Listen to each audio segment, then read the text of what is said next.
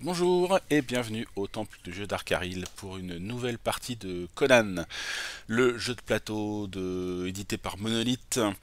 On a déjà fait une partie complète d'un des scénarios, et donc j'ai eu envie de me replonger immédiatement, ou quasi immédiatement dans un autre scénario, toujours dans l'idée de tester le mode solo coop proposé par Monolith.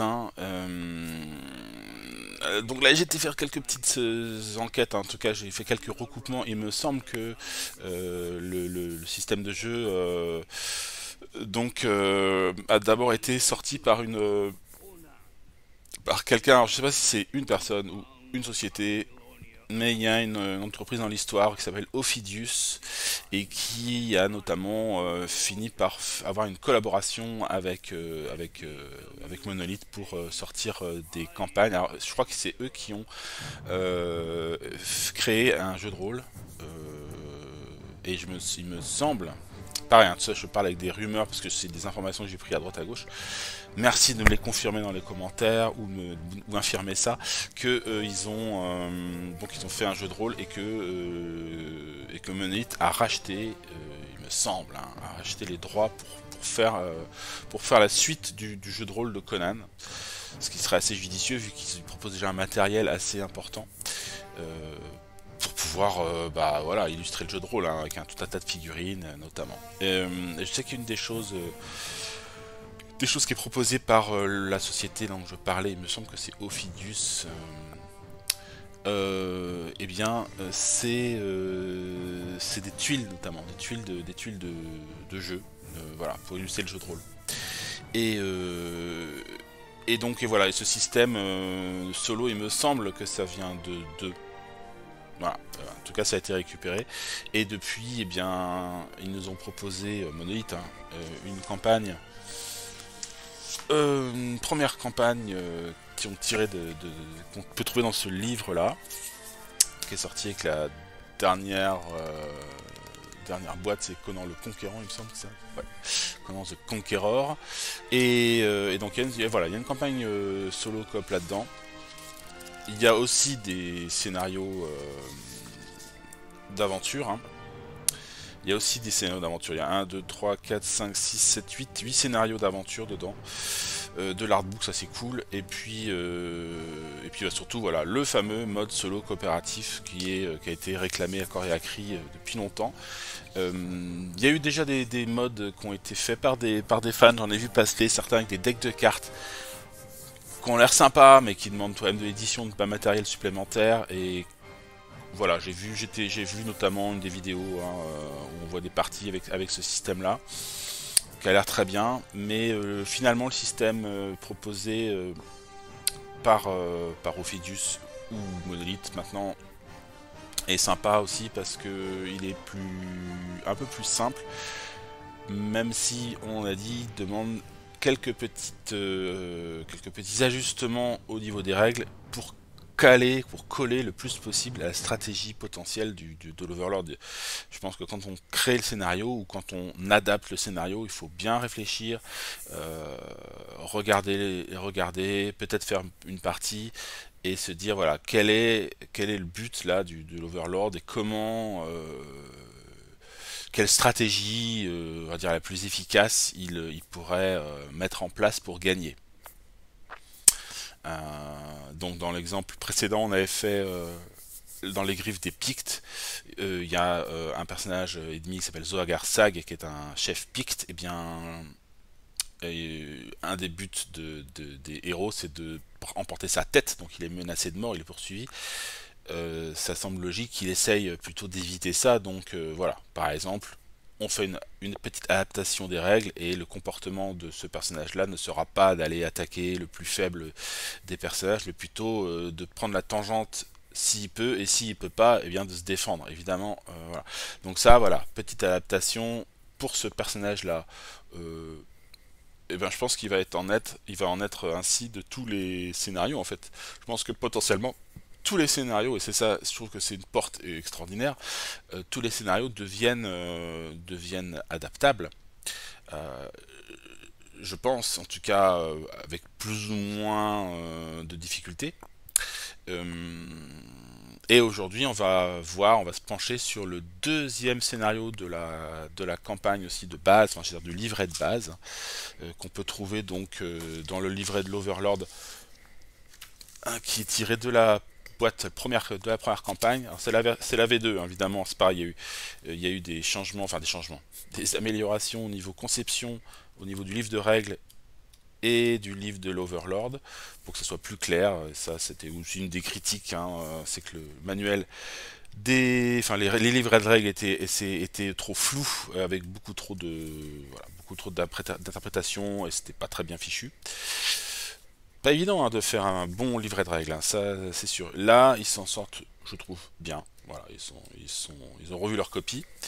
Et donc, pof, pof, pof, on se retrouve avec l'adaptation d'un deuxième scénario qui s'appelle la chasse à la tigresse.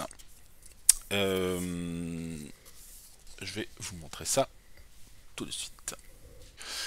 Voilà, donc j'ai édité le scénario. Donc en fait, le scénario a déjà été adapté, hein, par un joueur qui a proposé donc une version qui est intéressante.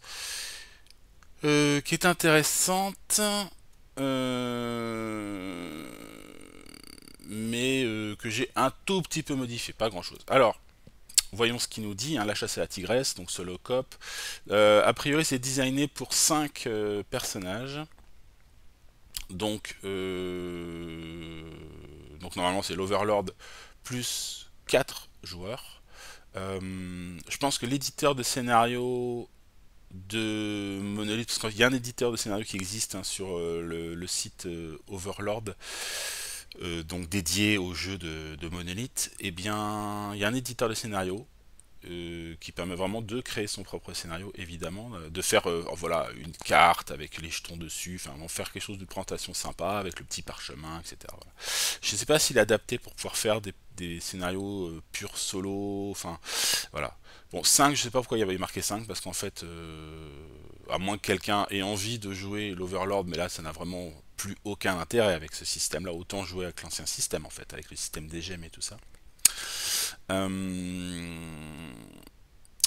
Euh, donc moi j'ai joué que avec, enfin j'ai enlevé un des personnages, j'ai enlevé Adratus. Adratus le pauvre, si vous avez suivi la vidéo précédente, est mort dans le village des Pictes, dévoré par le serpent. Donc il ne pouvait pas être là. Non, puis ça m'arrangeait de pas jouer quatre personnages, hein. On a déjà Bélite qui est en plus, donc ça me semblait déjà bien comme ça. Alors vous me direz, ça va peut-être déséquilibrer le scénario, on verra. Donc replongeons-nous déjà un peu dans l'ambiance et dans l'histoire. Donc la chasse à la tigresse. Alors le lien ici, je crois qu'il est il est plus valable. Il est plus valable, mais ça se trouve, hein, ça se trouve aussi sur le site. C'est plus sur le site Monolith Edition justement, c'est sur le site de l'Overlord. Mais bon, je mettrai les liens. J'avais déjà mis les liens dans la précédente vidéo, mais je remettrai un lien pour les règles solo. Donc, cela fait des mois que le navire pirate, la Tigresse, écume les eaux des côtes de Stygie et des royaumes noirs, mettant ainsi à mal le fructueux commerce de l'or et de l'ivoire aux grandes dames du roi Stéphon.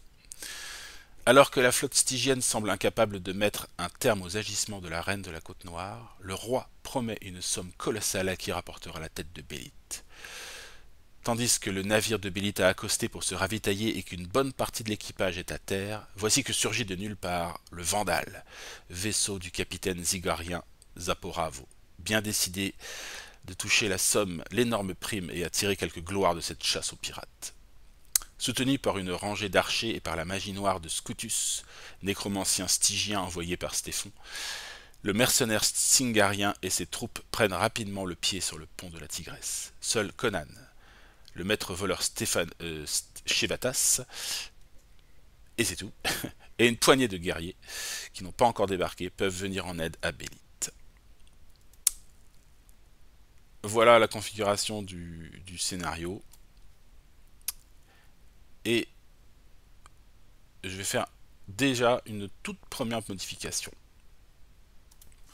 La modification en question, c'est qu'en fait, il nous propose de jouer Conan comme personnage, bien entendu, mais il nous propose, puisque c'est le scénario qui était issu de la première boîte, il nous propose le personnage de base de Conan, donc voilà, Conan quoi.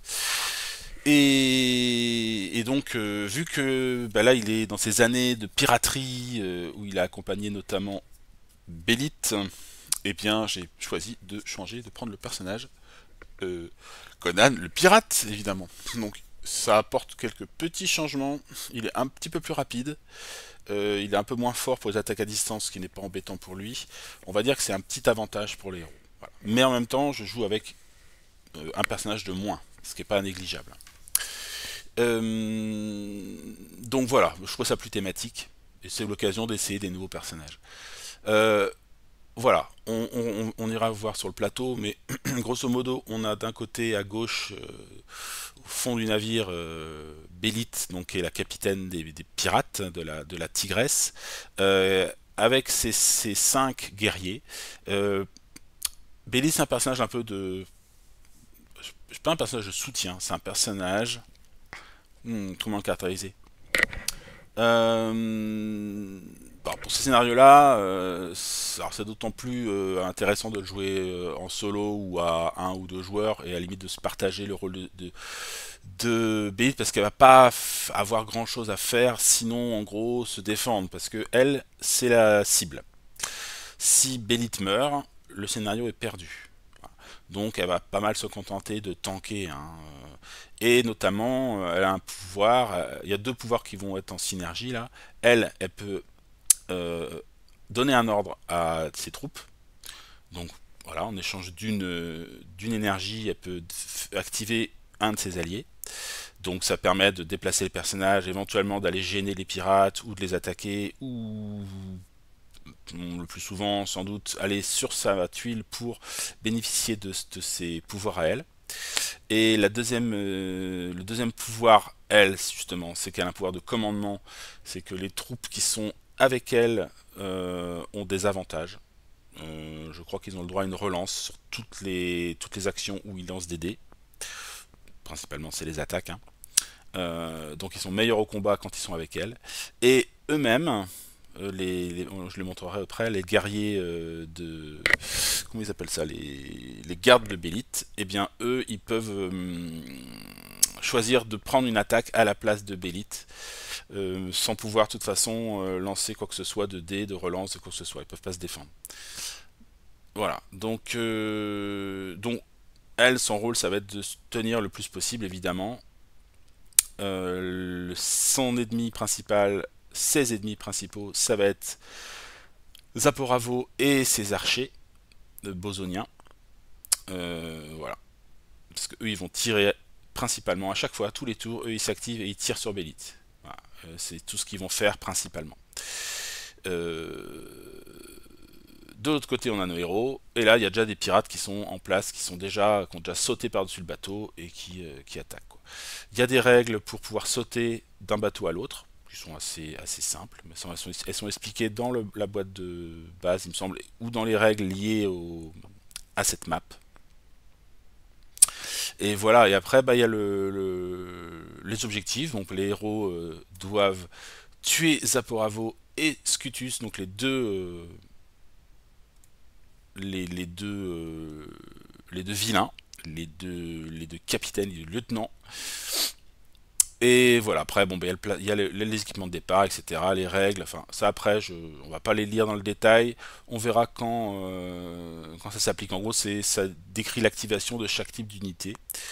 Il y a la description des coffres aussi, ce qu'il y a dans les coffres, etc., etc. Et, voilà. Et c'est signé Est. Donc Est, c'est la personne qui avait déjà, alors elle n'avait pas designé le scénario précédent, mais qui avait apporté des modifications que j'ai mis en place moi sur la partie. Donc un grand merci à toi Est, une fois de plus, pour ce travail qui m'évite d'avoir à le faire. Donc, ça c'est trop cool.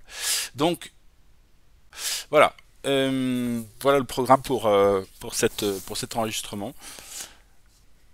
j'ai fait quelques petits ajustements de règles, on verra ça. Grosso modo, on va regarder un peu à quoi ressemble le plateau et puis ce sera aussi bien comme ça. Hop là. Donc, j'ai inversé mes caméras parce que j'en ai une qui est un peu myope. Alors, c'est très drôle parce que je me suis amusé à aller regarder des vidéos pour améliorer ou pour régler des problèmes notamment de flou, etc. Et en fait, je me rends compte que ces webcams, donc là, moi, j'utilise des Logitech C920, le grand classique des webcams de youtubeurs. Et en fait, elles peuvent être victimes de myopie. C'est trop drôle. Donc, alors, il y a une méthode pour les démonter carrément, avec des petites vis, des petits machins, etc. Et ajuster un tout petit peu en tournant un peu l'objectif, ajuster la vision. Bon, ça, c'est un peu intrusif dans l'appareil quand même, et je suis pas équipé pour. Il faudrait que j'aille voir chez un électronicien, quelqu'un qui a de quoi faire, quoi, qui a de quoi bosser. Ça peut être une solution. J'ai vu des vidéos, le résultat est assez criant de vérité. L'autre méthode, c'est carrément de mettre des petits carreaux, en fait, des petits carreaux de verre de lunettes. Voilà, et mettre des lunettes en fait au caméra et ça fonctionne. Après, il y a aussi la gestion du focus et de l'autofocus. Là, je vais garder l'autofocus sur cette caméra et sur l'autre aussi. Voilà, ça fonctionne à peu près, hein, voilà. J'espère que ce sera un peu moins flou avec celle-là. Et de toute façon, je m'en profiterai pour faire des zooms aussi. Voilà, je serai un peu plus mobile avec cette caméra sur pied. L'autre caméra qui est qui est un peu plus défaillante, j'ai pas encore posé de lunettes dessus, hein, j'en suis pas là. Elle va servir à gérer principalement les personnages, donc là ça devrait être suffisant, même si c'est un poil flou, on devrait s'en sortir. Voilà. Donc je reviens sur le plateau, cette histoire de myopie, voilà, je voulais le raconter parce que c'est quand même assez rigolo. On met ça de côté, on se concentre sur notre plateau. Alors, les figurines sont en place. Malheureusement, mes archers bosoniens qui sont là n'ont pas eu le droit à un traitement de peinture. Donc voilà, ça va devenir des priorités pour moi maintenant, vu que bah, c'est dommage, c'est les dernières à ne pas être peintes, sinon on a tout le monde ici, hein. Donc placé de ce côté-là, nous avons notamment Zaporavo, donc le capitaine du navire. Allez Zaporavo, montre-nous ta face.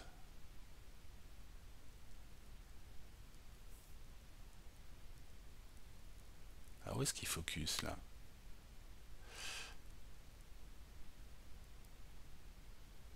Comme du mal, hein. Voilà. Zaporavo. Donc bon voilà. Alors après le niveau de peinture, moi je suis déjà ce niveau de peinture pour moi est déjà très bon parce que je suis pas du tout un peintre, donc je suis content d'avoir déjà ces figurines. Alors c'est pas moi qui les ai peintes, hein. Je sais pas si je l'ai déjà dit, hein. J'avais récupéré une version du jeu. En fait, moi je l'avais déjà acheté à l'époque, hein. J'avais été un des premiers backers et j'avais même été le chercher directement chez Monolith qui à l'époque était donc lié à une autre société qui s'appelle Bombix et ils avaient leurs locaux en Bretagne, dans la jolie ville de Quimper. Et donc je me rappelle avec des potes, on avait été chercher nos pledges là-bas quand ils avaient été prêts, quoi. Et on avait passé la journée, l'après-midi là-bas, et notamment bah, ça avait profité pour faire une interview de Frédéric Henry d'ailleurs. Et voilà, ça avait été cool, quoi. On avait vu tout le matos, on avait discuté avec les auteurs, avec d'autres joueurs et tout ça. Et voilà, cette version-là, d'ailleurs, qui a été dédicacée de Fred Henry, donc il y a quelqu'un, quelque part, qui possède ma version dédicacée, eh bien en fait, j'ai fini par la vendre.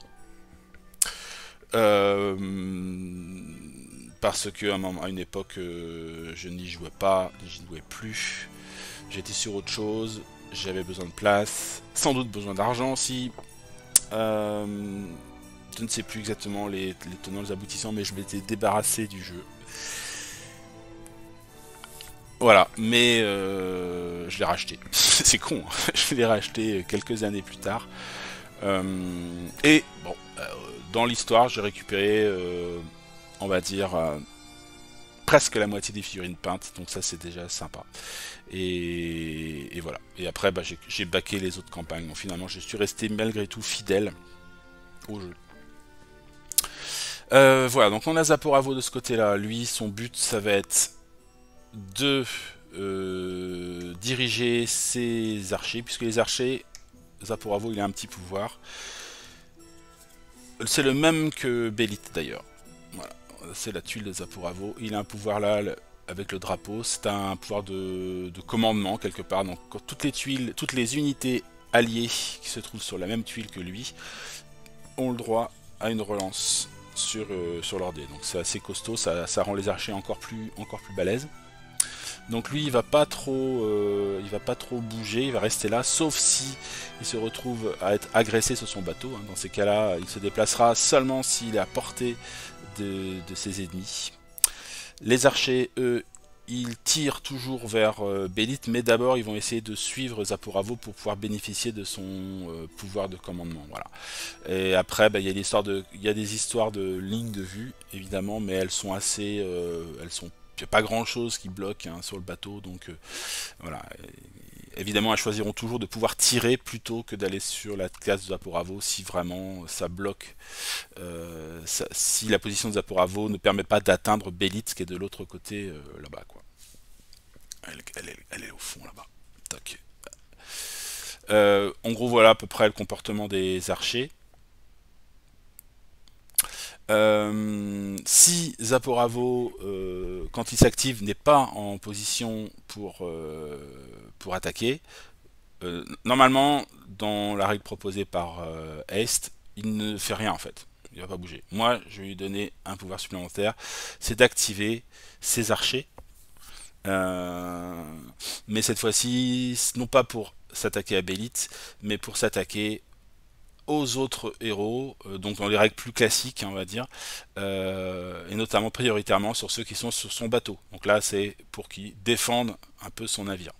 Je trouve ça assez logique plutôt qu'il ne fasse rien. Donc voilà pour le tour de Zaporavo. Ici, on a Scutus, donc est un sorcier de, comment on appelle ça, de Stygie. Voilà. Alors lui, il a directement un... Donc il a deux sorts. Il a le Halo de 7 qui lui permet d'avoir une protection. Donc il est toujours actif.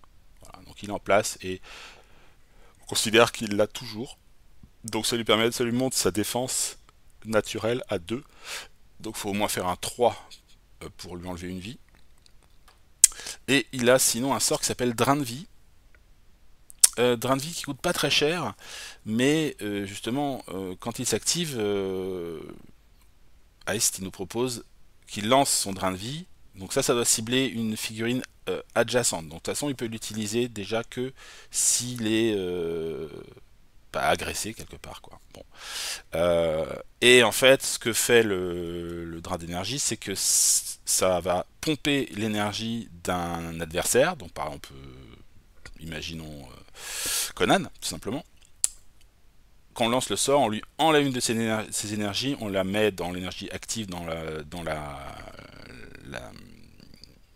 fatigue et la zone de fatigue, et en échange l'Overlord récupère 3 gemmes. Mais évidemment là les gemmes ne sont pas intéressantes, donc là et puis bon, pour l'instant, enfin en tout cas Est n'a pas proposé autre chose, et moi je trouve ça dommage qu'il puisse pas faire mieux que ça. Donc, ce qui va se passer, c'est que si il peut faire son drain d'énergie sur un adversaire, évidemment il le fait. Et la conséquence, c'est que en échange d'un point d'énergie, eh bien lui il va récupérer un point de vie. Voilà, il va se guérir et même il va se booster, c'est-à-dire qu'il va devenir de plus en plus puissant. Donc voilà, déjà c'est mieux pour lui, ça va rééquilibrer son pouvoir. Et encore mieux, s'il n'y a pas d'ennemis, enfin encore mieux, s'il n'y a pas d'ennemis, eh bien, il va sacrifier un des pirates qu'il y a sur sa zone pour pouvoir gagner en puissance. Voilà, c'est un enfoiré, hein. Donc voilà, il va soutirer l'énergie. Donc qu'est-ce qui va se passer? Ben, en fait, il va tuer une de ses unités et récupérer une vie à la place. Voilà, sachant que il y a un système de respawn quasiment, enfin perpétuel, euh, pour les pirates et pour les archers aussi. Donc voilà à peu près la mécanique des deux. Scutus lui ne se déplace pas, il reste là. En gros, il gagne en puissance, il gagne en puissance, il gagne en puissance, et bah voilà, il va essayer de pas mourir. Et il a un autre pouvoir intéressant aussi, Scutus, en dehors du fait qu'il a l'icône pour utiliser la magie, hein. Il a aussi cette icône là, euh, où ça fait penser à un peu une sorte d'icône de commandement aussi. Mais ce n'est pas le cas, ça s'appelle sous protection, ce pouvoir-là. Et ça nous dit le personnage ne peut être attaqué tant que demeure sur sa zone au moins l'un de ses amis dépourvu de cette compétence. Les attaques de zone, par contre, ne sont pas soumises à cet effet. Donc ça veut dire que de toute façon, ici, là, on ne peut pas l'attaquer. Conan ne peut pas venir sur la tuile et l'attaquer lui tant qu'il y a des pirates dessus. Donc voilà. Donc lui, et régulièrement, il y aura des pirates qui vont rester là. Les pirates, quand ils apparaissent, pareil, je trouvais ça plus thématique. Ils sortent de la cale, hein. Ils sortent de la cale, ici ou ici, c'est les deux zones de spawn, alors je ne les ai pas notées, les deux zones de spawn classiques, on va dire, du jeu, de cette map. Là, il y a une sorte de trappe là, et il y a un escalier ici. Donc voilà, là, on les fait sortir ici ou ici, au plus avantageux de la situation, hein. Et ils agissent directement, et généralement, ils viennent, la première chose, la priorité pour eux, c'est de venir renforcer la défense de Scutus en ayant au moins un minimum de 3 pirates dessus. Voilà. Les autres après, bah, selon, hein, soit ils vont attaquer, soit ils vont se placer là pour se défendre. Voilà. J'ai fait à peu près le tour. Sinon, les règles s'appliquent de base. Les règles solo nous expliquent que les ennemis vont attaquer prioritairement le héros qui a le moins de gemmes dans sa réserve. Donc, dit le personnage le plus faible, entre guillemets. Voilà. Le plus fatigué, quelque part. Voilà. Et... Et voilà. Je pense que j'ai fait à peu près le tour. Donc on devrait pouvoir commencer et réfléchir un peu à comment gérer tout ça. Alors là évidemment c'est le bateau des ennemis, donc pour l'instant il n'y a personne. Nos héros ils sont là-bas. Et Bélite elle est là. Euh, Le truc c'est que quand on tue les pirates, donc ceux-là on va sans doute devoir se les faire, chaque fois qu'ils vont s'activer, paf, ils repopent tout de suite. Alors par couleur, hein, voilà. Si je tue un vert, bah, dès que les verts vont s'activer, pof, il va revenir, sortir par la cale et rejouer à nouveau, quoi. Euh, Et eux, les pirates, s'ils ont des personnes sur le navire sur lequel ils sont, ils vont l'attaquer. S'il n'y a personne, ils vont sauter et vont continuer à aller attaquer, quoi. Donc, tuer plein de pirates, c'est sympa, mais ça les fait repoper quoi qu'il arrive. Première chose intéressante à savoir. Euh, Deuxième chose, lui, plus il a de monde sur sa tuile, et moins il est touchable, puisque voilà, il est défendu par ses troupes, même s'il va les dévorer les uns après les autres, voilà, et gagner en points de vie. Donc ça vaut mieux éviter non plus qu'il gonfle trop en points de vie, parce que il commence avec 3 points de vie. C'est pas énorme, mais ça peut aller, il peut gonfler, quoi. Ça pourra vaut, lui, pour info, il a 5 points de vie. Ah, et autre petit détail aussi, quand Scutus meurt, eh bien, il y a une sorte de malédiction qui se met en place, et il y a un démon qui va apparaître à sa place. En gros, il va exploser, il y a un démon qui sort de ses entrailles, donc le démon qui le possède sans doute, et qui est pas du tout content que Scutus soit mort. Et lui, ben c'est pareil, normalement, il n'y a pas de règle spécifique proposée par Est, donc c'est-à-dire qu'il va attaquer le plus faible, etc. Et je trouvais ça rigolo, plus thématique aussi, d'être plutôt dans une logique de vengeance, et de chercher à tuer prioritairement celui qui a tué Scutus. Donc voilà, la cible prioritaire pour le démon deviendra celui qui aura mis à terre définitivement Scutus, quoi. Alors ça fait un adversaire de moins potentiellement pour aller tuer Bélite, mais bon, l'un dans l'autre, je trouve ça plutôt intéressant de le faire. Je trouve ça intéressant et rigolo, en fait, thématique, hein. On est là pour s'amuser, se raconter une histoire, hein, principalement, hein. C'est vrai que j'en ai rediscuté notamment avec mon copain Voptis, qui me disait qu'il avait du mal, lui, à s'immerger dans l'histoire à cause de la gestion des gemmes, et qu'il était trop concentré là-dessus, et dans l'optimisation, et être moins dans le... Enfin, c'est ce que j'ai compris, hein, tu me diras Voptis si je me trompe, et moins dans le plaisir de vivre une aventure. Donc... bon, je trouve que en mode solo notamment, le fait de rajouter ces petites règles comme ça qui personnalisent les ennemis, moi en tout cas ça me raconte plus facilement une histoire. Voilà. La vengeance du démon, tout de suite ça me parle, quoi. Zaporavo qui défend le pont de son navire avec ses archers, ou qui se concentre sur Bélite puisque c'est l'objectif, ça c'est normal. Voilà, tout ça, ça me parle. Donc on arrive dans un beau bazar, hein, parce qu'on a quand même un paquet de pirates en place là. Ils sont 15 les pirates, hein, 15 pirates, direct. Voilà, sachant que, et ils vont toujours revenir. Alors il y aura toujours, enfin quasiment tout le temps, 15 pirates sur le plateau de jeu, quoi. Euh, je pense qu'il faut faire une percée, il faut pas trop traîner ici, il faut sans doute faire un peu le ménage pour libérer Bélite, pas qu'il y ait trop de pression sur Bélite, mais il va falloir rapidement aller de l'autre côté quand même et s'occuper de Scutus, quoi. Voilà. Il y a 4 coffres aussi sur le plateau. Il y en a un là-bas, un près de Bélite et 2 autres sur le navire, euh, zingarien. Et ils sont là, quoi. Et dedans, on a des choses intéressantes, notamment une orbe explosive. Donc c'est l'attaque de zone. Qui dit attaque de zone dit potentiellement destruction de toutes les unités, enfin si on en a de la chance, qui se trouvent sur la tuile de Scutus, et donc accès à Scutus aussi. Donc là, c'est une des stratégies aussi, c'est de choper l'orbe explosive si on peut. Voilà, donc ceci étant dit, on va commencer notre activation.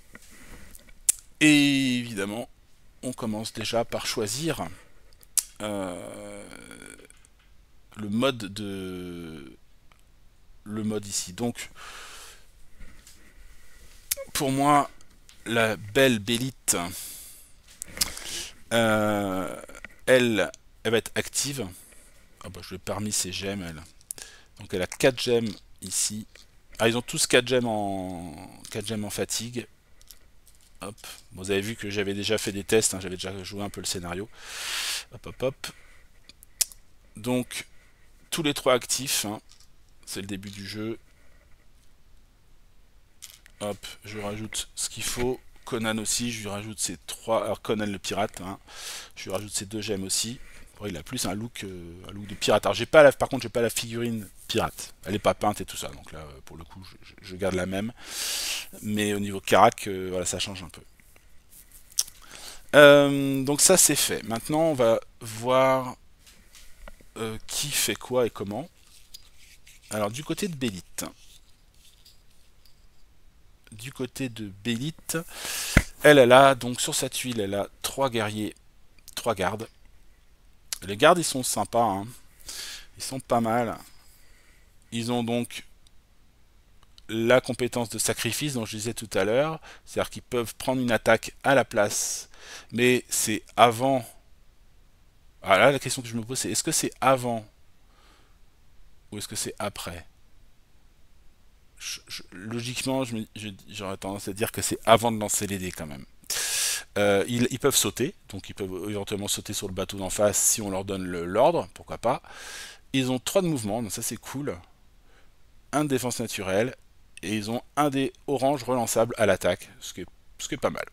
Ce qui est pas mal. Donc ça c'est la fiche des alliés de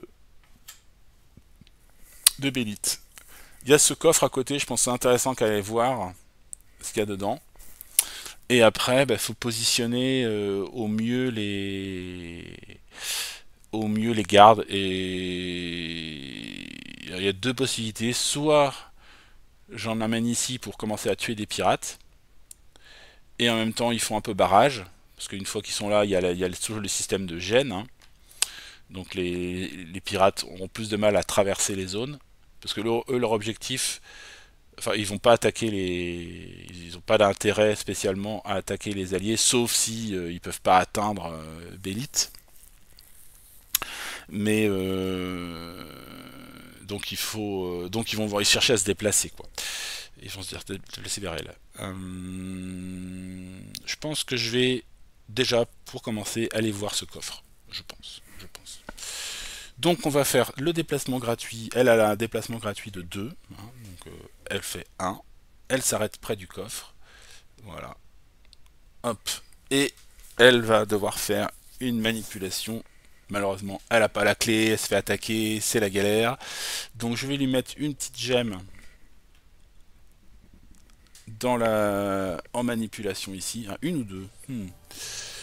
Parce qu'elle a avec des dés orange. Hein. C'est pas Chevatas le roi des voleurs quoi.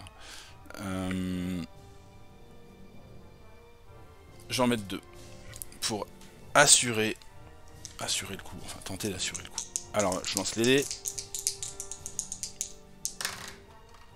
Alors très bien, elle fait 2. Donc mon petit deck il est là. Je le remélange vite fait. Oups. Alors oui, dans le lot, il y a un coffre vide. Ça, c'est ballot.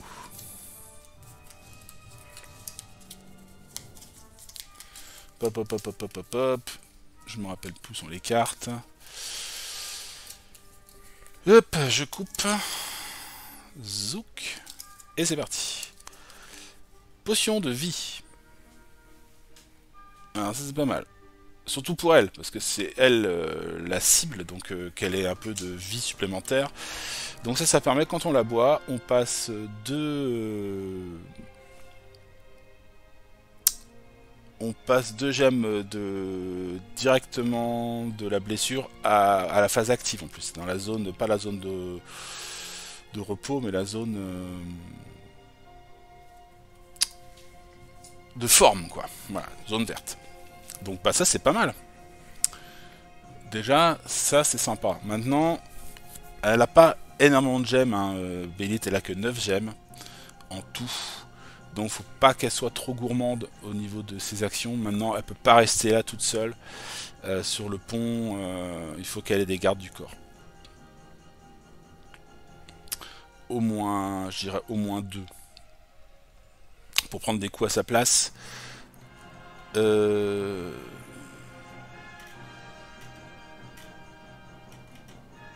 même temps, attaquer, ça peut être pas mal aussi. On va peut-être aller voir ce que font les autres cocos de l'autre côté pour le moment, avant de prendre une décision hâtive. Donc là-bas, nous avons Kunan et Chevatas qui sont là, dans leur petit coin là-bas.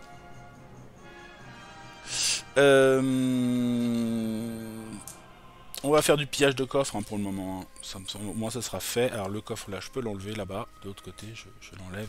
Il a été vidé. Ici, il se déplace. Hop. Il va aussi... Donc bah du coup, il abandonne le reste de son mouvement gratuit. Il fait une manipulation. Mais lui, comme c'est le roi des voleurs, il a automatiquement un rouge de plus pour crocheter les coffres.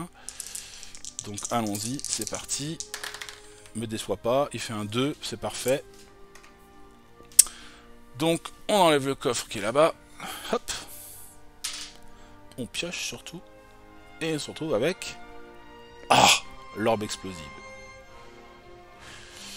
Parfait. Surtout que lui, c'est lui spécialiste hein, des trucs de dextérité, du lancer, etc. Donc, c'est nickel.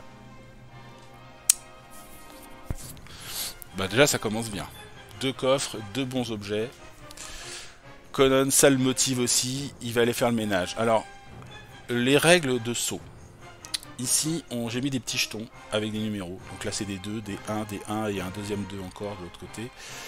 C'est la difficulté pour sauter. Voilà, là, c'est un peu plus large, c'est un peu plus compliqué. Le saut n'est pas soumis à la gêne. Donc on peut être là avec plein de pirates et sauter sans que ça pose de difficulté. Simplement, ça va prendre évidemment un point de mouvement pour être de l'autre côté. Et pour réussir, il faut lancer un dé rouge, tout simplement. Et il faut faire avec le dé autant ou plus que le nombre demandé. Donc là ça demande 2 réussites, là ça demande 1 réussite. Donc soit on prend le risque, alors qu'est-ce qui se passe si on rate? Si on rate, simplement le mouvement est perdu, l'action est perdue. Voilà, on a dépensé une gemme pour rien, il a pas réussi à sauter, il a pas osé, ou il s'est fait retenir, ou je ne sais quoi. Il saute pas en tout cas, et ben, faut repayer pour refaire quoi. Donc là, 2 avec un dé rouge, bon c'est jouable, hein. C'est jouable, parce qu'en fait, il y a... Enfin, c'est une chance sur 2. Donc, c'est un peu risqué quand même. Là, ici, ça passe à 5 chances sur 6. Donc, vaut mieux sauter quand même par là. Je me demande si je vais pas faire le tour des pirates et aller directement là où on pourra sauter derrière. Ceux-là, ils sont loin, ils vont mettre du temps à aller jusqu'à... Enfin, un peu plus de temps pour aller jusqu'à Bélite. Donc, lui, il va dépenser son déplacement gratuit. Il va passer, évidemment, pas par cette case-là, mais ici, juste au-dessus, où est Chevatas. Premier. Deuxième, là, il est près du mât. Donc là, il a personne. Il va utiliser... Ah, il a 3 de mouvement. Ah, il a 3 de mouvement. Oh, c'est cool d'être pirate. Donc, il fait son 3e mouvement. Et ouais, je vous montre ça quand même. Hein. Donc, les caractéristiques de Conan le pirate. Il a travaillé son agilité. Hein. Donc, il a 3 de mouvement. Alors, il est toujours de le dérouger à l'attaque. Ça, quand même, ça, on peut pas s'en passer, évidemment. Il tombe à un dé jaune pour l'attaque à distance. La défense, c'est toujours du orange. Et c'est toujours du orange, mais relançable. Orange relançable pour la manipulation. Ça, c'est quand même pas mal. Hein. Voilà. Sinon, les pouvoirs sont à peu près pareils. Il nage, il saute, il escalade, il peut défoncer les cloisons. Ah, il a un petit pouvoir supplémentaire qui est le même pouvoir que Bélite, c'est-à-dire qu'il peut aussi ordonner aux guerriers d'agir. Donc il peut aussi donner des ordres aux soldats qui défendent Bélite, ce qui est quand même pas mal aussi intéressant pour cette partie notamment. Puis il a cette attaque là, mais il faut une attaque à 2 mains, et là c'est pas le cas, il a juste entre guillemets une épée classique et une armure de cuir, donc il va pas pouvoir faire des coups de ce type là quoi. Donc il a fait son 3 de mouvement, ça c'est cool, donc il se retrouve dans la mêlée là, au milieu de ces pirates qui se retournent vers lui. Oh, il a sauté comme un bougre. Et là, il en a 4 devant lui. Hein. Mais même pas peur. Hein. C'est Conan. Alors, pas de coup circulaire, ça veut dire qu'il va devoir faire une attaque par une attaque. Oups, pardon pour la caméra. Une attaque par une attaque, mais bon, ça va pas trop le gêner. Hein. Est-ce qu'il va quand même filer un coup de main à Bélite? Parce qu'elle a plus beaucoup de... Je pense qu'il va peut-être au moins donner l'ordre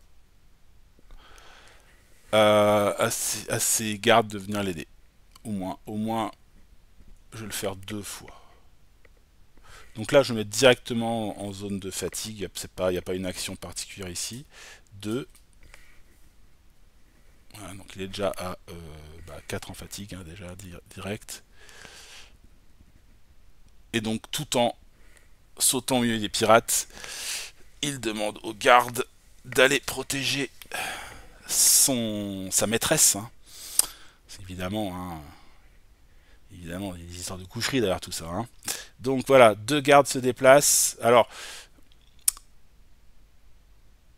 je réfléchis parce que c'est un peu dommage, enfin c'est dommage, c'est bien hein, de les venir défendre ici, mais si en même temps je peux aller friter un peu de pirates, on va pas cracher dessus non plus, hein. Donc je pense qu'il va plutôt demander à ces deux-là d'aller attaquer là. On va le faire un par un. Le premier ici. Donc là il se retrouve dans une zone avec aussi 4 pirates, le garde, et il va attaquer. Et on a dit qu'ils attaquaient avec un dé orange relançable. Donc c'est parti. Je fais le petit lancer de dés qui va bien. Alors, je fais un 0 et un 0. Voilà, bon ça c'est fait. Et puis le deuxième, bah, il vient aussi. Hop. Comme ça, ils vont faire un barrage aussi, hein. Ils vont gêner le déplacement des autres. Et il va faire une attaque aussi. Ah, 0. Allez les gardes là. Ah, 2 c'est mieux. C'est exactement ce qu'il faut parce que les pirates, eux, ils ont un point de défense. Donc 2 ça passe au-dessus. Je vais enlever un rouge parce qu'il y en a 2 là. Hop. Donc celui-là il meurt. Mais ne vous inquiétez pas, il reviendra. Il reviendra le bougre. Donc là j'ai fait ces deux actions là. Je vais en profiter pour...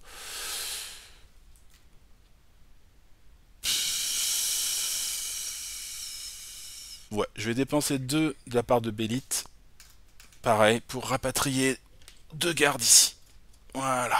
Donc là elle est quand même un peu protégée. Et de ce côté là c'est pas mal. Ici, il faut que Conan maintenant il fasse un peu de ménage.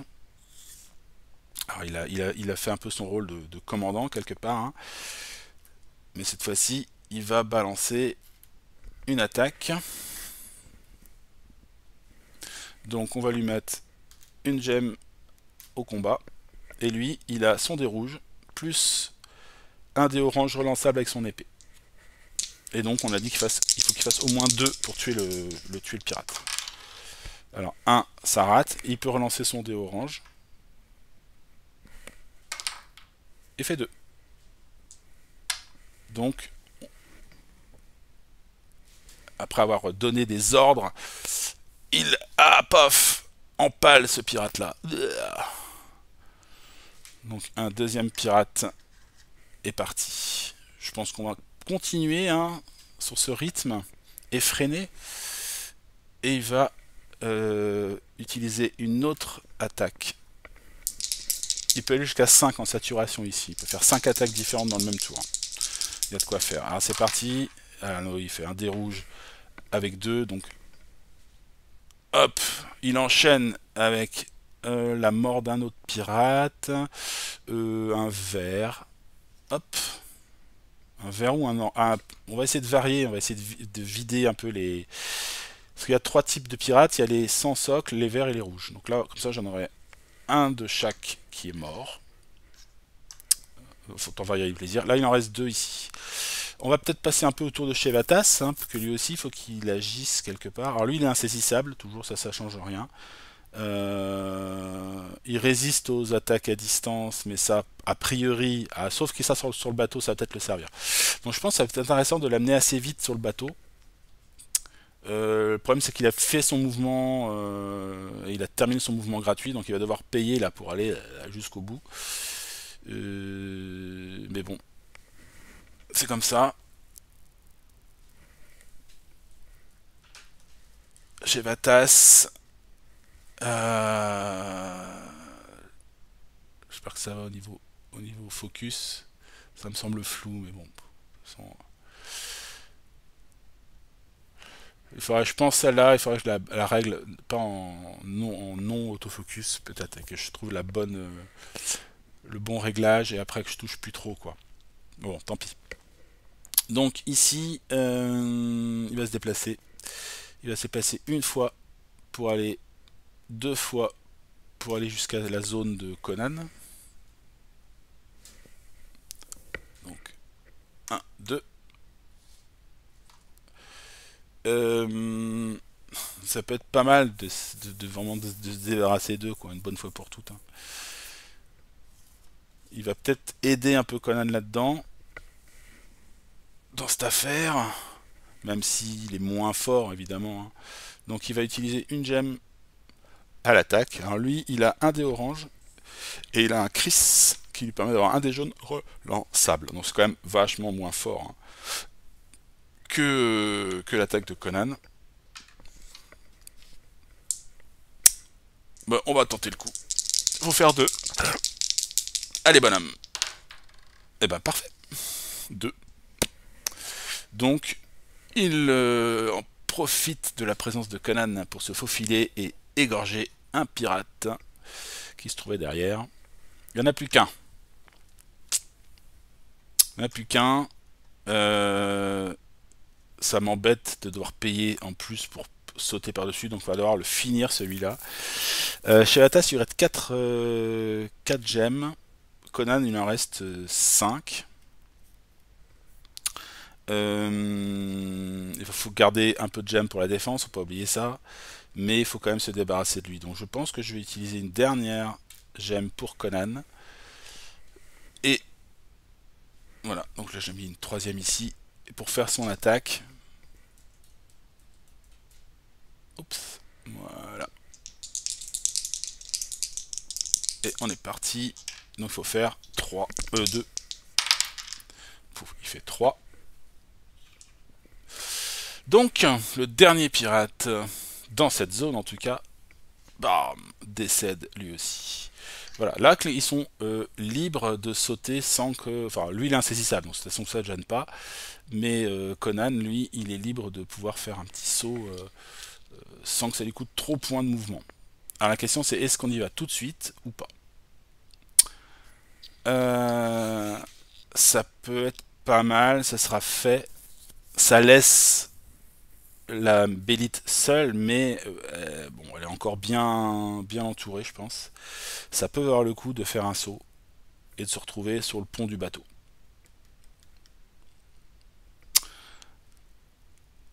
On va tenter le coup. Donc, chez Vatas, il saute, ça lui coûte 1 point de mouvement. Il faut qu'il fasse au moins 1. Il fait 2. Je lui enlève une gemme que je mets dans... Et puis bah, pareil Conan, je mets une gemme en mouvement aussi. Et il va tenter de sauter. Et il fait 3, encore mieux. Saut avec looping. Schlaf. Voilà, ils ont accroché, chopé du cordage.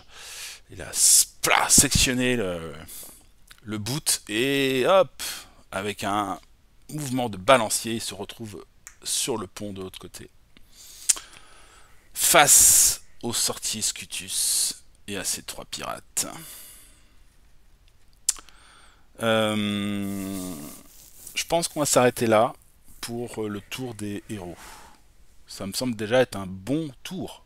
On a récupéré des objets, on a récupéré... Enfin, on a fait du ménage chez les pirates, ça nous a permis de passer de l'autre côté du bateau. Je trouve que c'est déjà pas trop mal. Bélite, elle est protégée pour le moment. Donc c'est pareil, c'est pas mal.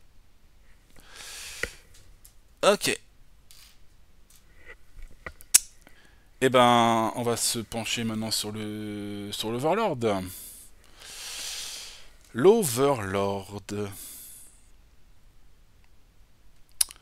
Je suis en train de me demander comment je vais m'organiser pour l'Overlord. Je vais peut-être juste déplacer ça comme ça. Ah, c'est pas bête, tiens. Je suis en train d'imaginer des trucs. En mettant un petit support là. Et là, il va être à cheval. Ah oui, c'est parfait. Ouh, c'est pas le fait, c'est pas le fait. Donc, voilà, je retourne sur cette caméra-là. Hop. Donc là, j'ai mis, pour ce tour-là, tant que c'est le tour des... le tour de l'Overlord. Donc là, on a les points de vie de Scutus, on a les points de vie de Zaporeto. Et Zaporavo, pardon. Et donc là, les petits jetons, que je remélange un petit coup pour niveau activation, etc. etc., etc. Ça sert à rien, c'est le jeton de compte tour, mais on ne compte pas les tours là. Hop hop hop, c'est parti. Première activation, donc ce sont les pirates rouges. Alors, les pirates rouges. Sur le bateau de Bélite, il en reste deux. Celui-là. Celui qui, au fond, sera le plus facile à gérer. Donc, lui, il cherche à atteindre quelqu'un sur son navire. Donc, il y va, c'est parti. Il va faire 3 ils ont ils ont 3 de mouvement quand même, hein. Donc il va au plus rapide, je pense. Il va faire 1, 2 et 3. Il se retrouve ici. Il s'approche dangereusement de Bélite. Lui, il a 3 de mouvement, mais il a 2 gardes, ce qui fait que pour sortir de la zone, il lui faut 3 de mouvement. 1 plus 2 des gardes. Donc de toute façon, lui, il va y aller. Alors, il peut aller soit à gauche, soit au milieu, soit à droite. Donc, laissons le hasard décider par quel bout il y va. Donc, 1, 2, 3, 4, 5, 6. Je fais 1. Donc, il va passer par là. Il profite de l'inattention d'un des gardes pour aller de ce côté-là, mais il va pas faire grand-chose de plus, en fait, hein. Ici, de ce côté-là, donc déjà, il y a les renforts. Les renforts... ils sortent de la cale et comme il y a déjà 3 gardes pour Scutus, et eh bien eux ils vont directement à l'attaque, hein. Donc ils font 1 je sors, 2 j'attaque ici et ils vont attaquer le héros avec le moins d'énergie disponible. Donc ça sera au choix. Ce sera soit chez Atas il lui reste 3 et Conan il lui reste 3 aussi. Donc c'est au choix, et a priori celui qui a la meilleure défense ça reste Conan puisqu'il a une... comment dire, il a une armure. Bon, c'est pas non plus la fin du monde, hein, mais voilà. Donc on va partir de ce principe là.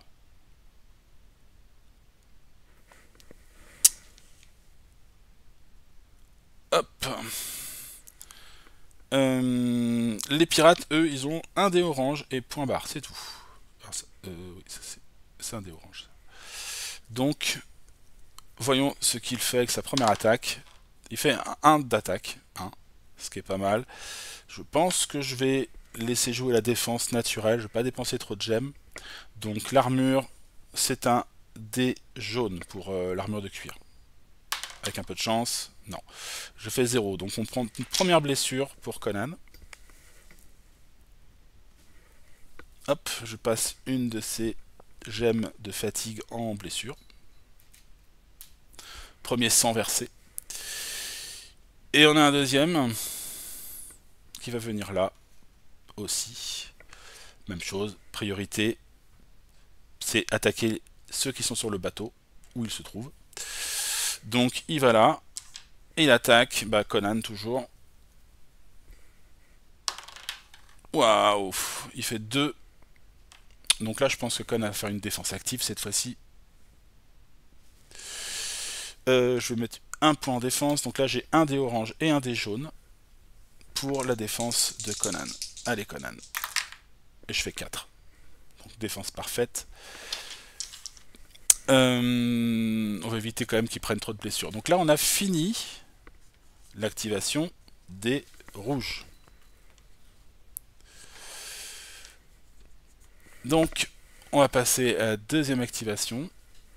Hop. Donc les 6 c'est fait. Donc là c'est parti. Hop hop hop. Deuxième activation et ce sera 3. Donc ce sont les archers bossoniens. Les archers, eux, leur truc, c'est de tirer sur Bélite. Voilà. Donc ils sont là, et ils vont tirer, et ils ont l'avantage de la position de leur maître. Donc ils ont une relance en plus. Les archers, eux, ils ont déjà 2 dés jaunes pour tirer à distance, plus de la relance sur chacun de leurs dés. Donc en gros, ils ont le droit à 3 relances. Voilà. Ligne de vue, pas de problème. Il y a un point là-bas, point jusqu'au point ici, il n'y a rien qui bloque. Les figurines ne gênent pas la ligne de vue. Donc, c'est parti. Et ils sont 4. La question c'est est-ce que les gardes prennent à la place d'elle ou pas. Je dirais pour le moment, tant qu'elle a des gemmes en défense, elle en a 3, on va laisser faire les choses. Donc c'est parti pour le premier archer. On relance que les faces vierges. Donc encore raté. Mais Zaporavo lui permet de faire une dernière relance. Donc il fait rien. Enfin rien. Il fait quand même 1. 1, je pense qu'elle va prendre un dégât. Elle a une potion de vie pour rappel, donc elle pourra en récupérer 2. Je pense qu'elle est en mesure de résister à ça. En tout cas pour le moment, vous gardez la défense pour des attaques plus sérieuses. Donc là-bas je lui ai mis un point en dégâts. Et il lui reste encore donc ces 3 points d'énergie ici. Hop, deuxième archer. Donc lui on va le... Voilà, on va les mettre un peu devant. Comme ça. Lui il a tiré. Voilà, il recule, il laisse la place à ses copains. Le deuxième, c'est parti. Donc là je fais 2. Je pense que ça vaut le coup de faire une défense. Donc je mets un point en défense pour elle. Et elle a un bouclier tribal. Ce qui est pas mal en défense. Ça lui permet d'avoir un dé orange relançable. Voilà, c'est parce que sa défense naturelle, elle, c'est un dé jaune. C'est une faible femme. Ce qui n'est pas le cas puisque c'est la chef des pirates. Hein, attention, hein. Personnage féminin très fort. Mais elle est plus par le charisme qui émane d'elle que par sa force physique ou même son agilité. Elle a des oranges quand même hein, en manipulation, mais c'est pas non plus... voilà. C'est parti pour sa défense, je peux relancer le dé orange. J'ai fait combien déjà? Je fais 2 je crois. Je fais 2. Donc ok, elle défend. Le deuxième archer a joué. Troisième archer, c'est parti. Il tire sur Bélite, il essaie de l'atteindre là-bas. Pareil, hein, on va dire que c'est elle qui prend encore. Alors il y a une face avec un 1, ça on la garde. Je relance le 0. Ouh, là je fais 3. Voilà, c'est plus sérieux. Hein. Donc bah, je pense qu'elle va aussi jouer au moins un point de défense. Donc elle a son dé orange et son dé jaune. Dé orange relançable. Allez. Ouh, joli, elle fait un 4. Donc voilà, belle défense. Et logiquement, il doit en rester un petit dernier d'archer. Et je vais garder un peu de gemmes, quoique je vais peut-être jouer la défense après. Hein. Est-ce que je joue les... Est-ce que je tank avec les guerriers? Alors les gardes de Bélite, ils ont 1 d'armure, donc il faut qu'ils fassent au moins 2 pour le tuer. Avec autant de relance, c'est quand même facile. Peut-être qu'on vaut mieux les garder pour les pirates. Ouais, on va dire que c'est elle qui prend encore. Allez, elle résiste. Donc là, il y a une hache. Rien. Et dernière relance. Ah, ouf, 3. Donc là, elle prend encore 3. Donc je pense qu'elle utilise sa dernière énergie pour se défendre. Hop, avec un dé orange. Et un dé jaune. C'est parti. Ouh, joli. 3 de défense, une fois de plus. Magnifique défense. Donc là, tout le monde a joué. On a activé l'ensemble des archers. Et il reste une 3e activation. Et ouais. Qui va s'activer cette fois-ci? Et ben c'est Zaporavo lui-même. Zaporavo, on a expliqué que comme il ne peut pas lui aller directement. Hein. Là il est à 1, 2, 3 zones des envahisseurs. Par contre, ce qu'il va faire, c'est qu'il dirige les tirs de ses amis. Ah, par contre, il faut quand même qu'il y ait ligne de vue. Hein. On va vérifier vite fait s'il y a une ligne de vue, mais je pense que oui. Ah non, il faut aller d'un point comme ça jusqu'au point suivant qui est là. Ouais, il n'y a pas de... En gros, là, les seules choses qui bloquent, c'est les... Pour moi, hein, c'est les mâts, quoi. Voilà. Il n'y a pas grand-chose d'autre. Hein. Les lignes de vue sont assez claires. Donc, ils vont tirer tirer sur nos pauvres personnages.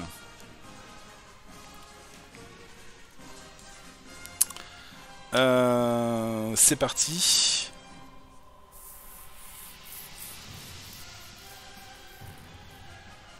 Je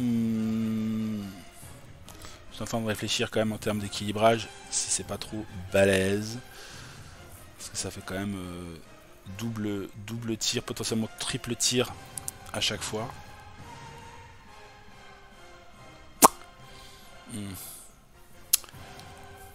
Peut-être je vais faire un petite modif quand même.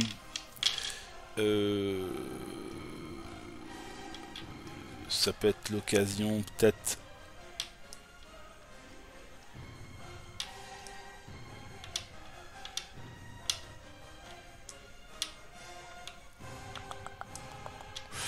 Ouais. Parce que si c'était... normalement dans le scénario original, c'est une tuile événement qui déclenche une salve de flèches des archers. Donc ça se paye, hein, ça se paye en gemmes, etc. Donc là, alors de ne pas déplacer Zaporavo, ça me semble important parce que lui, il n'a pas trop d'intérêt à y aller. Par contre, d'attaquer les autres, ça me semble pas mal. Maintenant qu'il puisse faire jouer tout le monde, ça me semble balèze. Donc, on va partir du principe qu'il fait jouer un de ses archers. En gros, il fait ah là-bas, il y a quelqu'un. C'est-à-dire que lui attaque, il fait attaquer un de ses archers. C'est déjà pas mal, on va dire. Voilà. On va partir de ce principe-là. J'ai peur que 4 tirs supplémentaires à chaque, potentiellement, pas à chaque tour, mais parce qu'en gros, eux ils s'activent avec la tuile archer et ils vont s'activer avec la tuile Zaporavo à chaque fois. Ça fait quand même ça fait une chance sur 3. Une chance sur 3 de s'activer, donc grosso modo à chaque tour ils tirent soit sur Bélite, soit sur des. Ça me semble beaucoup. Peut-être que là j'étais un peu. Voilà. Donc on va dire que lui, à chaque fois il donne l'ordre à un des archers de tirer. Voilà. Les autres sont concentrés sur Bélite, hein, mais genre il donne un coup d'épaule ou un coup de coude en disant ah, là-bas, hop. Donc hop. Et lui potentiellement, s'il peut, il va attaquer aussi. Là il y va pas, mais on va dire qu'il fait tirer un de ses archers. Le plus faible c'est Conan, donc c'est parti. Il fait un 1 et il fait une relance. 1, 2, ça fait 3. Conan, il faut qu'il se défende. Je pense sur ce coup-là. Donc il va mettre une gemme en défense. Là, les réserves d'énergie commencent à fondre. Il lui reste une pauvre petite gemme ici. Et donc il va faire sa défense qui est donc de 1 dé orange et 1 dé jaune. Voilà, non relançable. Et il a fait 3 quand même, ça fait mal. Hein. Aïe aïe aïe aïe aïe. Là, 3 dégâts, j'aime pas. Donc je pense que je vais utiliser la dernière énergie, tant pis, pour faire une relance. Et relancer le dé orange. Voilà, là. C'est un échec. Donc, ok. Vous avez vu, hein, si c'était les 4 archers qui tiraient. Donc là, il prend 3 dégâts. Oh. Pauvre Conan. Donc. Donc ça, c'est fait. Il nous reste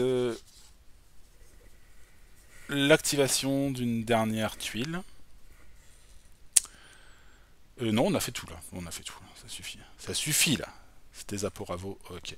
Donc là, le tour de l'Overlord est terminé. On repasse au tour des héros. On va faire le point sur ce qui va se passer pour ce deuxième tour des héros. Hein. Alors ici il a pris un peu cher, hein, Conan évidemment. Peut-être que ça vaut le coup de tanker. L'idéal, hein, puisque j'ai la grenade. Donc je vais pas la balancer tout de suite. Parce que si je la balance tout de suite, il faut que dans la foulée Conan y aille et et mettre fin à cette vie misérable de sorcier. Donc non, il faut déjà qu'on libère ici le terrain, sachant qu'on va être à nouveau attaqué, etc. etc. Conan doit récupérer des forces pour faire une grosse attaque une fois qu'il sera en position de lancer la gemme, de lancer la grenade. Donc, en toute logique, j'aurais tendance à dire que le pirate, là, il se repose pour récupérer 5 gemmes. Hop, il en a 2 en zone de fatigue encore. Et 4 blessures, mine de rien, ça fait mal. Chevatas, lui, il faut qu'il s'active. Donc il récupère 2 gemmes. Et Bélite, là-haut, bah... faut qu'elle joue la défense, hein. Au maximum, faut qu'elle tienne le coup. Donc je pense que la mettre inactive aussi. Inactive, ça veut dire aussi défensif, quoi. C'est pas si inactif que ça, hein. Simplement, voilà, on essaie de résister tant bien que mal au...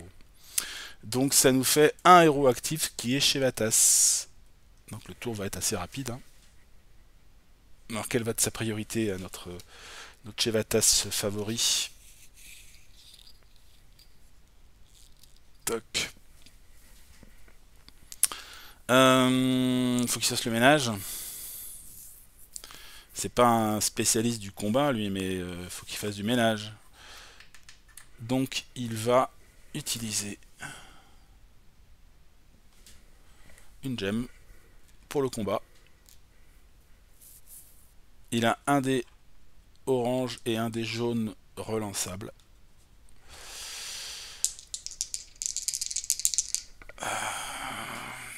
Voilà, hein. Allez, sur une des figues, là, sur le rouge qui est là, c'est suffisant. Ils ont 1 d'armure, il fait 2. Voilà. Donc, wow, il réussit à planter un des pirates. Il va reproduire la même opération. Ou pas. Les rouges, ils ont déjà joué. Donc ils vont pas rejouer tout de suite. En tout cas, ils vont pas jouer au tour suivant. Donc laisser un mec ici. En fait, j'en ai enlevé un, c'est surtout pour libérer Conan qui puisse se déplacer relativement facilement. Euh...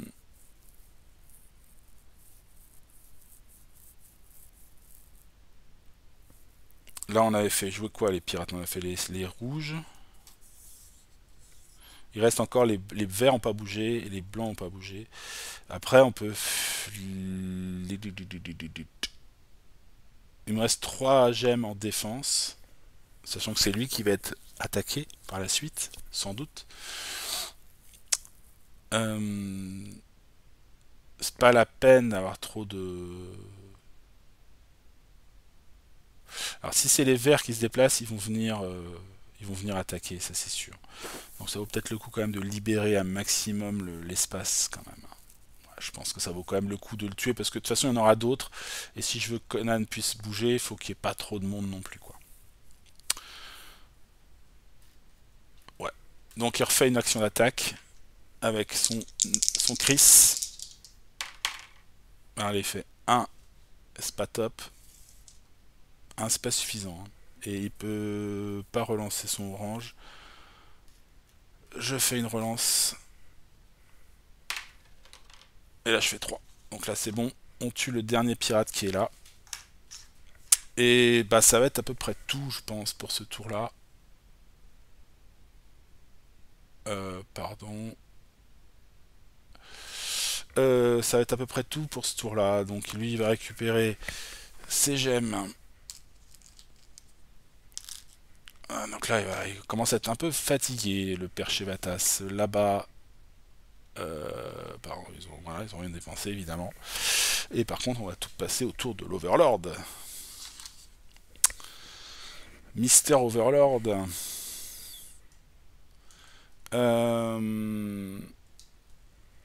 Donc là, on a une activation des pirates, donc sans socle. il y en a déjà un dans les renforts, première chose. Donc lui, il sort. Il y a déjà 3 ici, donc il va venir là. Et il va attaquer. Et il va attaquer qui? Il va attaquer Shevatas. Parce que c'est un gros bâtard. Voilà. Et il fait 1. Question. Est-ce que Shevatas se défend? Réponse, non. Il va prendre un dégât. C'est son premier. Il peut gérer. Les autres figurines. Alors il y a eux. Donc ils vont faire pareil. Ils vont faire 1, 2, 3. Ils vont aller jusque là. Ils peuvent pas aller beaucoup plus loin. Et il y en a un dernier ici. Qui va... Ben, il est un peu coincé aussi. Il a 2 gardes. Donc il va faire comme l'autre. Il va essayer de sortir. Et de s'approcher de Bélite. Il va passer par le dessus, lui. Pof, il est là. Et c'est à peu près tout. Hein. Donc notre stratégie de mettre 2 gardes ici était assez payante, mine de rien.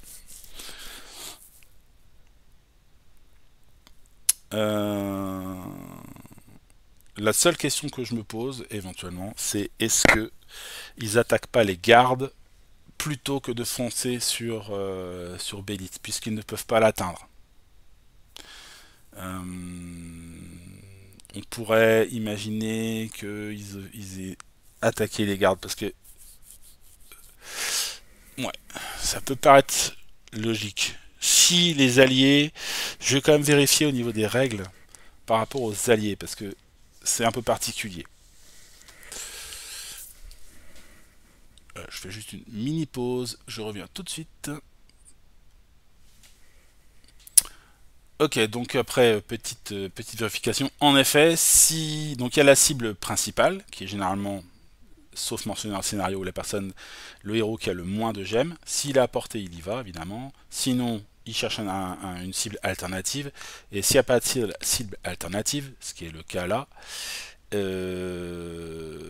à portée, ils attaquent l'allié le plus proche. Donc je pense que j'ai fait une erreur tout à l'heure. On va rectifier. Le rouge, au lieu de partir par là, il a attaqué avec un dé orange. Donc, je vais lui donner cette attaque gratos. Mais de toute façon, il rate parce que il faut faire un 2. Hein. Et l'autre, bah, c'est pareil en fait. Hein. Au lieu de partir par là, eh bien, il attaque le garde. Il fait un 1, c'est pas suffisant. Ce serait sans doute la même chose de ce côté-là, ce que j'ai déplacé tout à l'heure. Le rouge qui était là, il peut pas l'attaquer directement. Par contre, il peut attaquer un garde. Donc on va le faire ici aussi. Et là, ça passe. Oups. Voilà. Et bon, voilà, c'est pas aussi clair que ça. Les verts n'ont pas encore joué, donc tout va bien. Je pense que ça veut dire que un des gardes serait passé. Un des gardes serait passé. Mais on va dire qu'il a raté parce que ils n'ont pas réussi à le flinguer. Donc on va dire que c'est peu importe, celui-là. Voilà, il y en a un qui est passé là, qui a fait une attaque, mais qui a raté. Voilà. Désolé, je suis obligé de rectifier. J'ai pas pensé qu'ils pouvaient attaquer les alliés. Évidemment, ça semble être logique. Qu'ils essayent aussi de se débarrasser des gardes de Bélite. Hein. Donc le voilà en fort mauvaise posture de ce côté-là. Ça, c'était la première activation. On passe à la deuxième activation. Zouk. C'est donc les pirates verts. Il fallait s'en douter qu'ils allaient intervenir à un moment ou à un autre, évidemment. Première chose, bah, celui qui est là. Celui qui est là. Lui, il peut aller. Donc, il peut faire 1, enfin 2 en fait pour sortir de la zone, puis 3 pour aller jusqu'ici. Donc, il va pouvoir attaquer. La question, c'est est-ce que c'est elle qui prend ou pas. Je pense qu'elle va... Elle va laisser tanker ses gardes. Donc on lance un dé pour de l'attaque, 0. c'est parfait, ils ont pas de relance, ils ont rien, donc ça fait rien du tout. Celui qui est là-bas, qui reste au fond là-bas, il peut pas aller directement sur elle, donc il va cibler l'allié le plus proche. Donc il va attaquer le pauvre garde qui est là, avec un dé orange. Aïe aïe aïe, il fait un 2. Donc là cette fois-ci, il prend l'attaque. Et de ce côté-là, sur le pont, eh ben, on a deux vers qui sortent de la cale. Et ben, qui vont aller attaquer. Hein. Boum boum. Ils vont attaquer. Et ils vont attaquer Chevatas, qui a le moins d'énergie. Le premier, il fait rien du tout. Et le deuxième, il fait rien du tout. Ouf. Et donc là, maintenant, on va faire jouer Scutus l'horrible. Puisque c'est la dernière, je pense, qui reste, c'est la numéro 1. Hop. Et donc, Scutus va jouer. Hop, je remélange les petits jetons. Donc lui, on a dit que il va utiliser son drain d'énergie. Et donc il cible une figurine avec une ligne de vue sur une zone adjacente. Et donc bah, il va cibler le héros avec le moins d'énergie, ça semble logique. Ça reste toujours une cible pour lui, principale on va dire. Hop. Et celui qui a le moins d'énergie, c'est notre Chevatas. Donc Chevatas perd une énergie. Et le sorcier gagne un point de vie. Et ça c'est horrible, il passe à 4 vies. Ça c'est pas bon. C'est pas bon du tout. Ok. Fin du tour de l'Overlord. On passe au tour des héros. Elle a pas pris de coup la miss là-bas. Donc ça c'est cool. Elle va pouvoir devenir active. Déplacer ses gardes. Ça va l'aider. Donc là je lui rajoute 2 petites gemmes ici. Chevatas.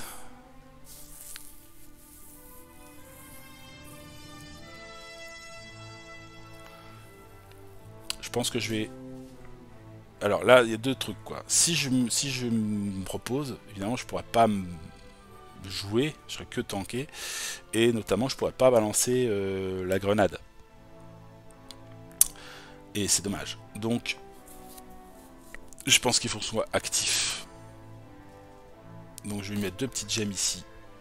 Actif. Conan, il s'est suffisamment reposé, il va pouvoir faire très mal aussi. Il va récupérer 2 gemmes. Voilà, donc tout le monde est actif ce tour-là. Tout le monde est actif ce tour-là.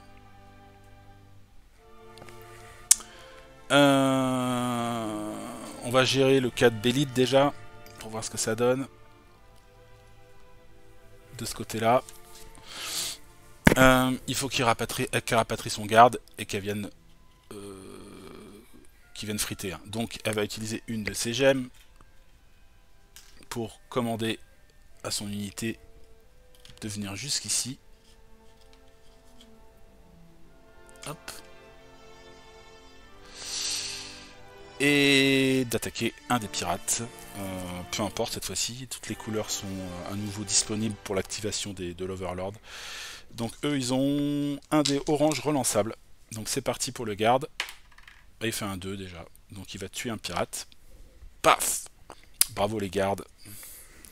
Bravo les soldats. Les pirates Blackos. Ils sont chouettes, hein.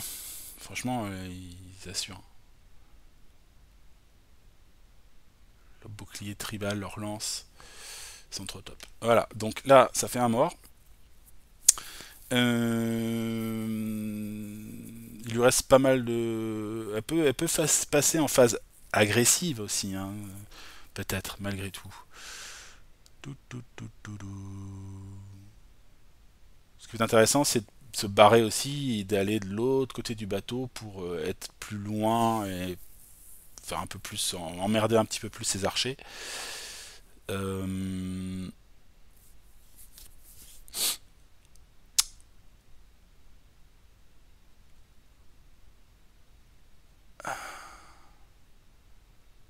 va aller embêter un peu les pirates là.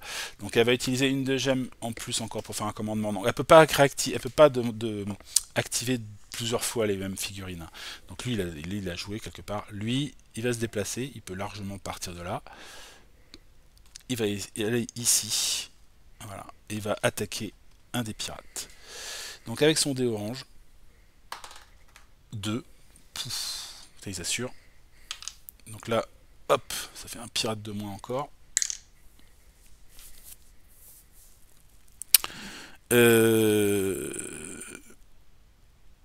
Et je pense que c'est déjà pas mal. Est-ce qu'elle va attaquer? Elle, en attaque, elle a un dé orange. Ah, elle est pas mal en attaque quand même. Elle fait quand même 2 dés orange. Oui, elle est un peu faible en défense, mais en attaque, elle sait se battre quand même. Elle sait se battre. Ouais, elle a un dé orange là-bas. Donc, ouais, ça peut être pas mal quand même. Ça peut être intéressant. Attendez, je fais un petit ajustement pour la caméra. Hop, voilà, j'ai rapproché un tout petit peu plus Bélite quand même. Donc, une attaque. Allez, elle fait une attaque, elle tente le coup. Elle a, grâce à sa lance d'ornement, elle a un dé orange relançable quand même. Donc ça fait 2 dés orange. C'est quand même pas mal. Allez hop. 1, elle relance un de ses dés. 3. Donc là, elle tue le pirate quand même. Ce n'est pas qu'une faible femme. Elle sait aussi prendre les choses en main.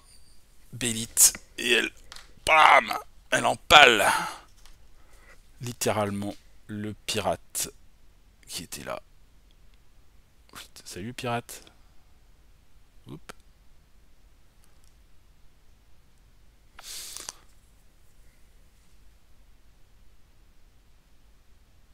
Voilà, t'es mort. Je pense que ça va être tout pour elle. Elle a déjà fait un beau tour pour gérer son monde. Et là maintenant, ça va être le Conan Show, hein. Conan Show, il faut pas qu'on le laisse trop prendre de points de vie, trop gonfler, trop... Voilà. C'est pas une bonne chose. Donc... Et chez Vatas, il faut vraiment qu'il se concentre à l'envoi de la grenade. Et je crois que lui, pour le coup, il a un phénomène de gêne, hein, avec cette histoire-là. Avec cette histoire d'envoi. S'il envoie là... Ah, je cherche le bouquin de règles. Qu'est-ce que j'ai fait du bouquin de règles? Bon, je vais partir du principe qu'il y a le phénomène de gêne, donc il faut qu'il y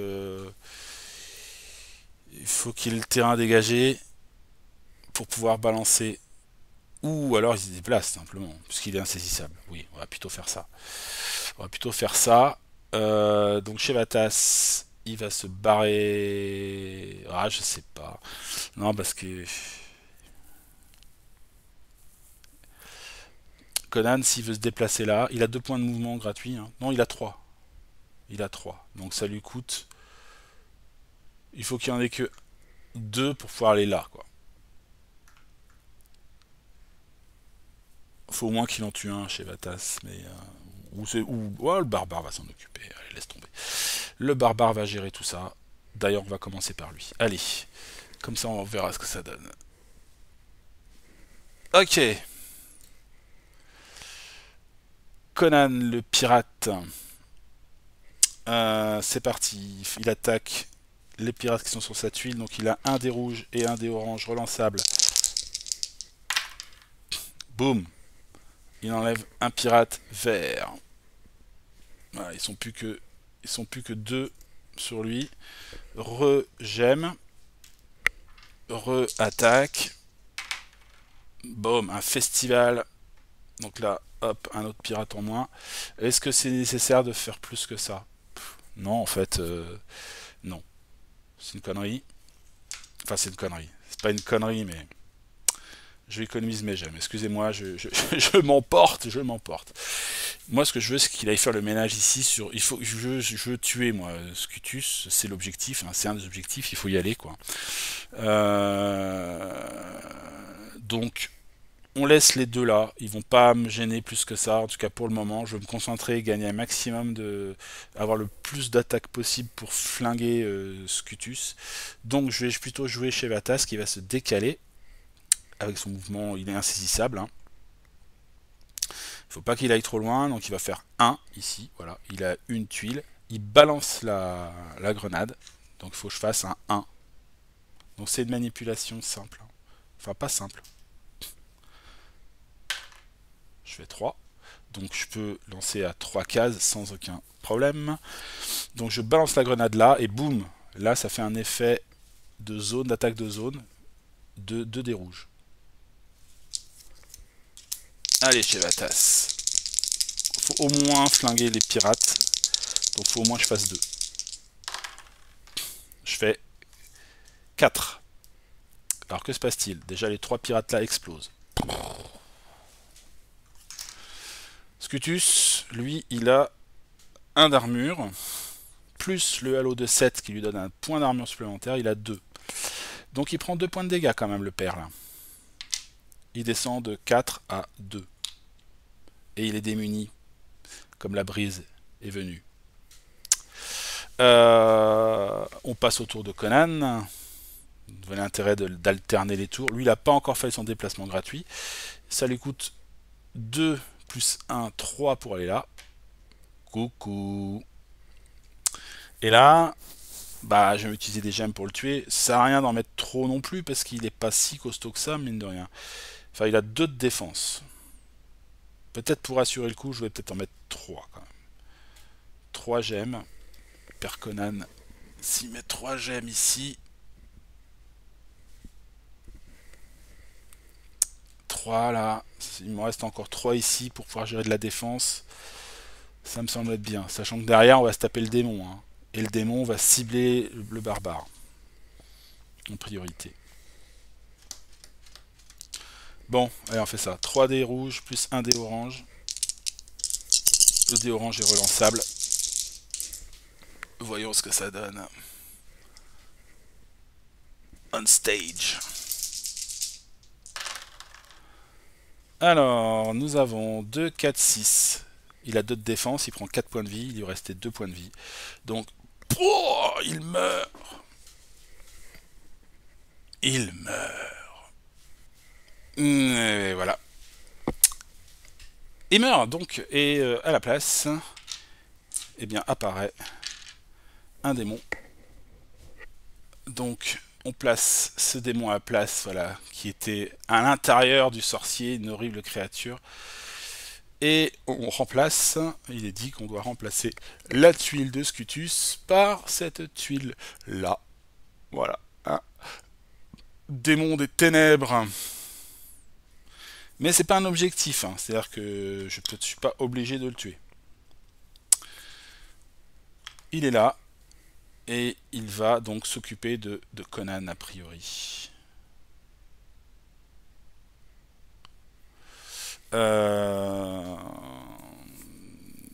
Est-ce qu'on continue à jouer? Je pense que non. Je pense qu'on est pas mal. Pour ce tour, on a atteint un de nos objectifs. Donc, on va passer tout ça en fatigue. Chez Vatas aussi. Il a juste eu à lancer sa grenade, mais c'était ce qu'il fallait. Et là-bas,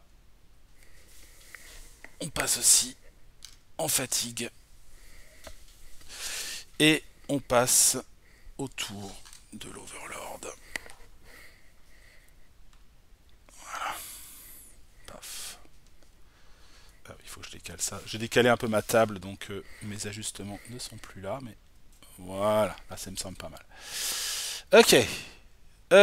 Donc ici, on enlève ce petit jeton parce qu'il est mort. Et lui, là, il me semble... Vérifions. il me semble qu'il a...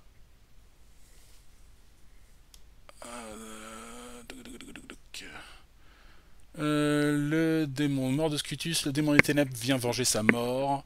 Il a 6 points de vie. Voilà. Alors c'est bien marqué qu'il vient venger sa mort. Alors moi je l'interprète en termes de règles comme étant, eh ben, qu'en effet, il cherche à se venger. Donc 6 points de vie. Donc je lui mets 6 là. Je vais pas trop, je pense, m'acharner dessus. Enfin, sauf... Est-ce qu'il a des pouvoirs particuliers, lui?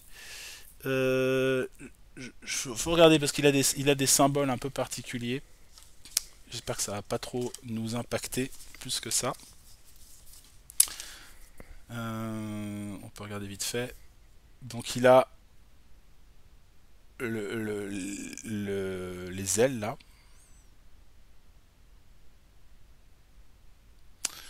Alors ça, les ailes, c'est bah, vol. Donc il peut voler par-dessus des éléments de décor, il ignore les contraintes de déplacement liées au décor. Le vol n'est pas soumis au phénomène de gêne, donc il peut s'envoler sans problème, il n'est pas gêné lui. Et il a un autre symbole, qui est donc la petite main en dessous là. C'est insaisissable. Donc il ignore toute pénalité de mouvement liée à la présence d'adversaires dans sa zone, quand bien même ceux-ci auraient la compétence de bloqueur. Donc lui, il est comme chez Vatas, il se déplace comme il veut. Voilà, il n'a pas d'autres compétences sinon quand même qu'il a 2 dés rouges, hein. 2 dés rouges à l'attaque relançable, c'est quand même assez balèze. Voilà. Alors qui va s'activer donc pour ce tour? Je ne sais pas trop. Ce serait bien que c'est pas le démon, ça serait déjà cool. Allez hop, c'est parti. 2, donc c'est Zaporavo. Zaporavo, ce qui est intéressant pour nous, quelque part, c'est qu'il est à portée de Conan. Donc là, il y va. Il fait donc 1, 2 et il va attaquer Conan. Pas déconner non plus. Zaporavo, lui, il a quand même 2 dés rouges relançables aussi, hein, c'est pas un minable. Donc il va attaquer notre Conan. Et on va voir ce que ça donne. Et ils sont relançables en plus? Ouais, ils sont relançables. Donc il fait 3. Il fait 3. Là, il va falloir résister un peu quand même, je pense, à l'assaut de ce mec-là. Avant, je pense que c'est bien qu'il donne l'ordre. On avait dit hein, qu'il donnait l'ordre à un de ses archers d'attaquer aussi, s'il en a. Donc je pense que il y a un archer qui va attaquer, le plus faible qui est Shevatas. Donc Shevatas va se prendre une attaque d'archer déjà. 0-0, relance, 1. Et c'était avant le déplacement, donc il a encore une relance. Waouh, 3. Ok. Le pauvre Shevatas, il a une gemme de dispo. Je pense qu'on va essayer de minimiser quand même les dégâts. Faut qu'on tienne encore un peu le coup. Donc il va la passer en défense. Et ça lui fait donc un dé orange de défense. C'est pas méga top, mais bon. Et il fait 2 quand même. Donc il prend que 1 dégât. Hop, je lui mets un dégât supplémentaire. Puis donc on passe à l'attaque de Zaporavo. Donc qui a fait 3. On va pas lui refaire relancer ses dés. Hein. 3. Et Conan va jouer la défense aussi. Il va lancer... Il va mettre 2 gemmes en défense. Et lui, donc, il a 2 dés orange. Ah, il a son épée pour parer aussi. Ça, c'est pas mal. 2 dés orange. 1 dé jaune. 2 dés jaunes. 2 dés orange. 2 dés jaunes. Est-ce que c'est beaucoup, ça, peut-être hein. Je vais mettre qu'un en défense. Tant pis. Donc, ça fait 1 orange. Et 2 jaunes. Dont 1 jaune relançable. Ça, c'est la défense de Conan. En fait, il utilise son épée. Je montre. Hein. Son épée a une fonction de parade. Il peut s'en servir pour défendre aussi. Mais c'est une parade active, hein. Il faut qu'il mette des gemmes dans la défense. Donc c'est parti. Bah voilà, je fais 3. Donc je pars le coup de Zaporavo. Ça c'est très bien. Zaporavo a joué.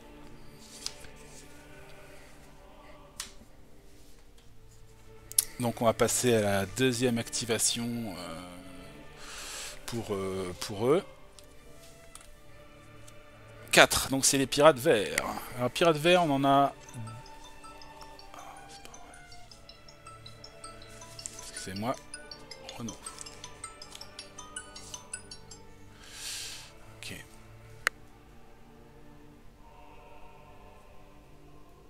Hop, excusez-moi, le téléphone m'embête.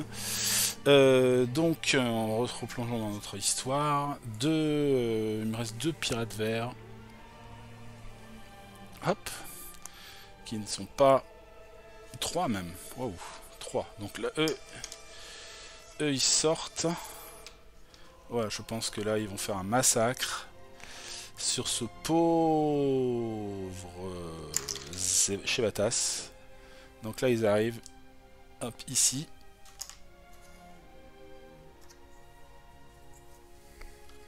Alors, je peux en mettre qu'un seul. Les autres, ils doivent sortir. Mais ouf. En fait, ils peuvent aller 1, 2, 3, 4, 5, ils peuvent aller un peu partout. La zone est saturée, ils vont pouvoir attaquer, mais il faut qu'ils se placent ailleurs, quoi. Donc on va faire au hasard aussi. En commençant par Conan. 1, 2, 3, 4, 5. 6 évidemment. 5, donc on a dit il sort là. Et le dernier, encore un 6, 3. Donc 1, 2, 3, il sort là. Voilà. Donc là ils sont là et ils attaquent ce pauvre Chevatas qui est entouré de toutes parts.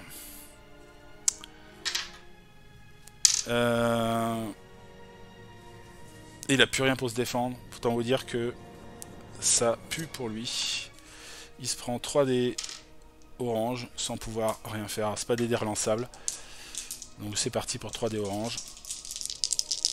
Allez, résiste, prouve que tu existes. Ça va, c'est pas si pire. J'ai fait un 1 seulement. Donc il prend une blessure. Ouf. Ouf.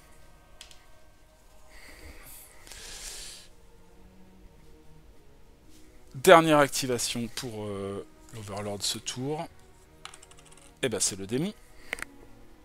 Le démon qui va donc attaquer Conan de rage. Hop. Ah, il a quand même 2 dés rouges relançables. Une fois de plus, c'est pas de la gnognotte. Donc, on va voir ce que ça donne. Conan a un petit peu à 2 gemmes pour la défense éventuellement. 0-0. Déjà, c'est assez énorme. Aïe aïe aïe aïe aïe. Oh, il fait que 1.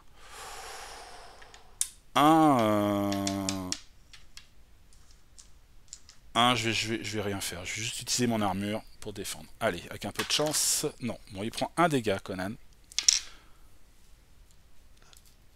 Donc bon, il en a déjà 5, hein. C'est pas terrible. Mais au moins, il lui reste des gemmes. Alors, c'est parti pour le choix d'activation. Bélite.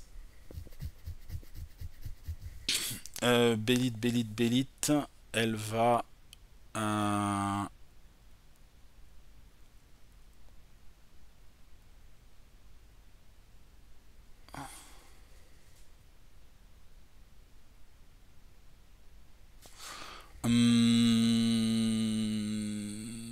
elle va rester en mode actif aussi.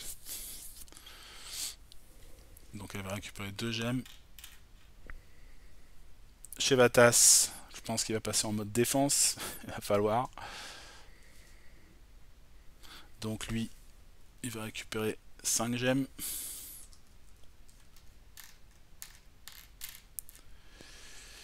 Et Conan. Alors Conan, est-ce qu'il s'occupe de Zaporavo ou pas? Zaporavo, donc c'est la deuxième et dernière cible. Un gars qui a 5 points de vie, qui a 3 de défense. Donc il va falloir quand même lui mettre des coups. Hein. Et en attaque, il est quand même balèze. Donc il faut quand même y aller, je pense. Il faut y aller, j'ai pas trop le choix. Parce que, ben, faut pas que j'attende trop, quoi. Et là, il va s'activer à nouveau, Zaporavo, au tour suivant. Je sais pas si je pourrais le tuer d'un coup, mais il faut que je fasse en sorte de presque le tuer, si possible. Donc on va dire que il est actif. Kunan. Ok, alors maintenant, comment ça va se traduire? Ici, donc, chez Vatas, lui, il est en défense, il est entouré, attaqué par tout un tas d'ennemis.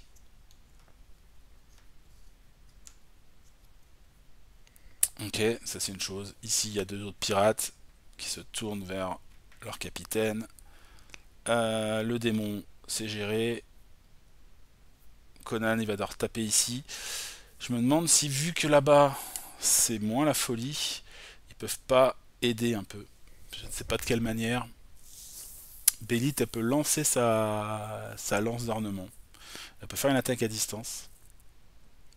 Et si elle peut enlever quelques points de vie à lui, là, on va pas cracher dessus, hein, puisqu'il cherche à la tuer. Elle a une ligne de... Est-ce qu'elle a une ligne de vue ici? Pas sûr.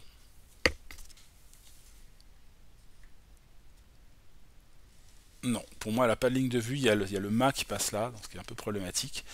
Mais c'est pas grave, elle va se déplacer. Elle a rien pour la gêner. Elle peut même venir ici pour être protégée par son garde. Donc je pense qu'elle va faire un déplacement ici. Ok. Elle ajuste sa lance. Alors le phénomène de gêne, il y en a pour les attaques à distance, mais comme il y a justement son garde qui s'occupe du pirate, elle n'est pas gênée. Elle n'a pas de... voilà. Phénomène de gêne ne s'applique pas. Phénomène de gêne avec l'attaque à distance, c'est embêtant parce que ça enlève des réussites. Voilà. S'il y avait un pirate ici et qu'elle lance une attaque à distance, le pirate va annuler la première attaque. C'est quand même un peu emmerdant. Donc là, elle est tranquille. Et je pense qu'elle va mettre le paquet, hein, puisque c'est un peu la balle de match, hein, quelque part. Pour moi. En tout cas, je vois ça comme ça. Donc, elle peut aller jusqu'à 4 gemmes. Elle y va. Parce que si on le tue, c'est fini. Hein. Donc 4 gemmes en attaque à distance. Ah, par contre, c'est pas sa spécialité. Elle a que des dés jaunes. Des jaunes, ouais, non relançables. Mais la lance, en revanche, c'est un dé orange relançable. Donc on va dire que ça vaut peut-être le coup quand même. On tente. Donc 4 dés jaunes plus 1 dé orange. Voilà.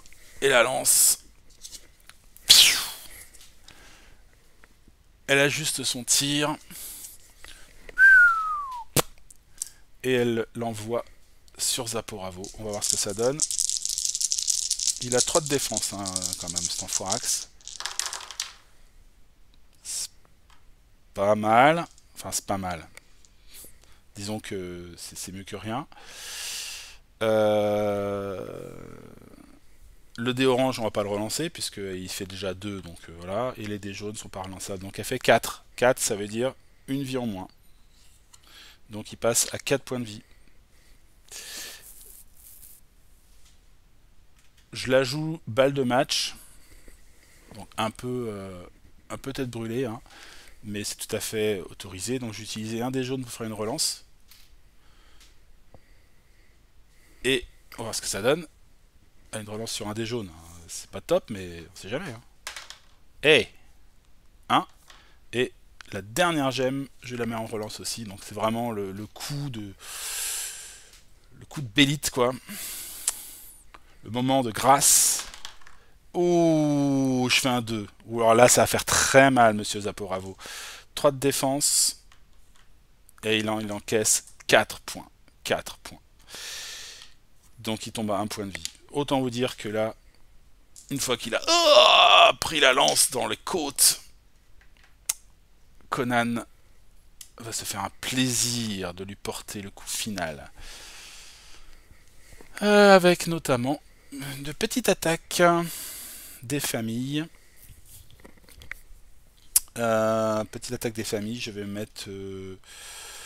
bon là c'est pareil, hein, on va tout jouer, hein, donc je vais me faire le Vatou, hein, mettre 4 en attaque, donc ça nous fait 4 dés rouges, la brute, et un dé orange, relançable.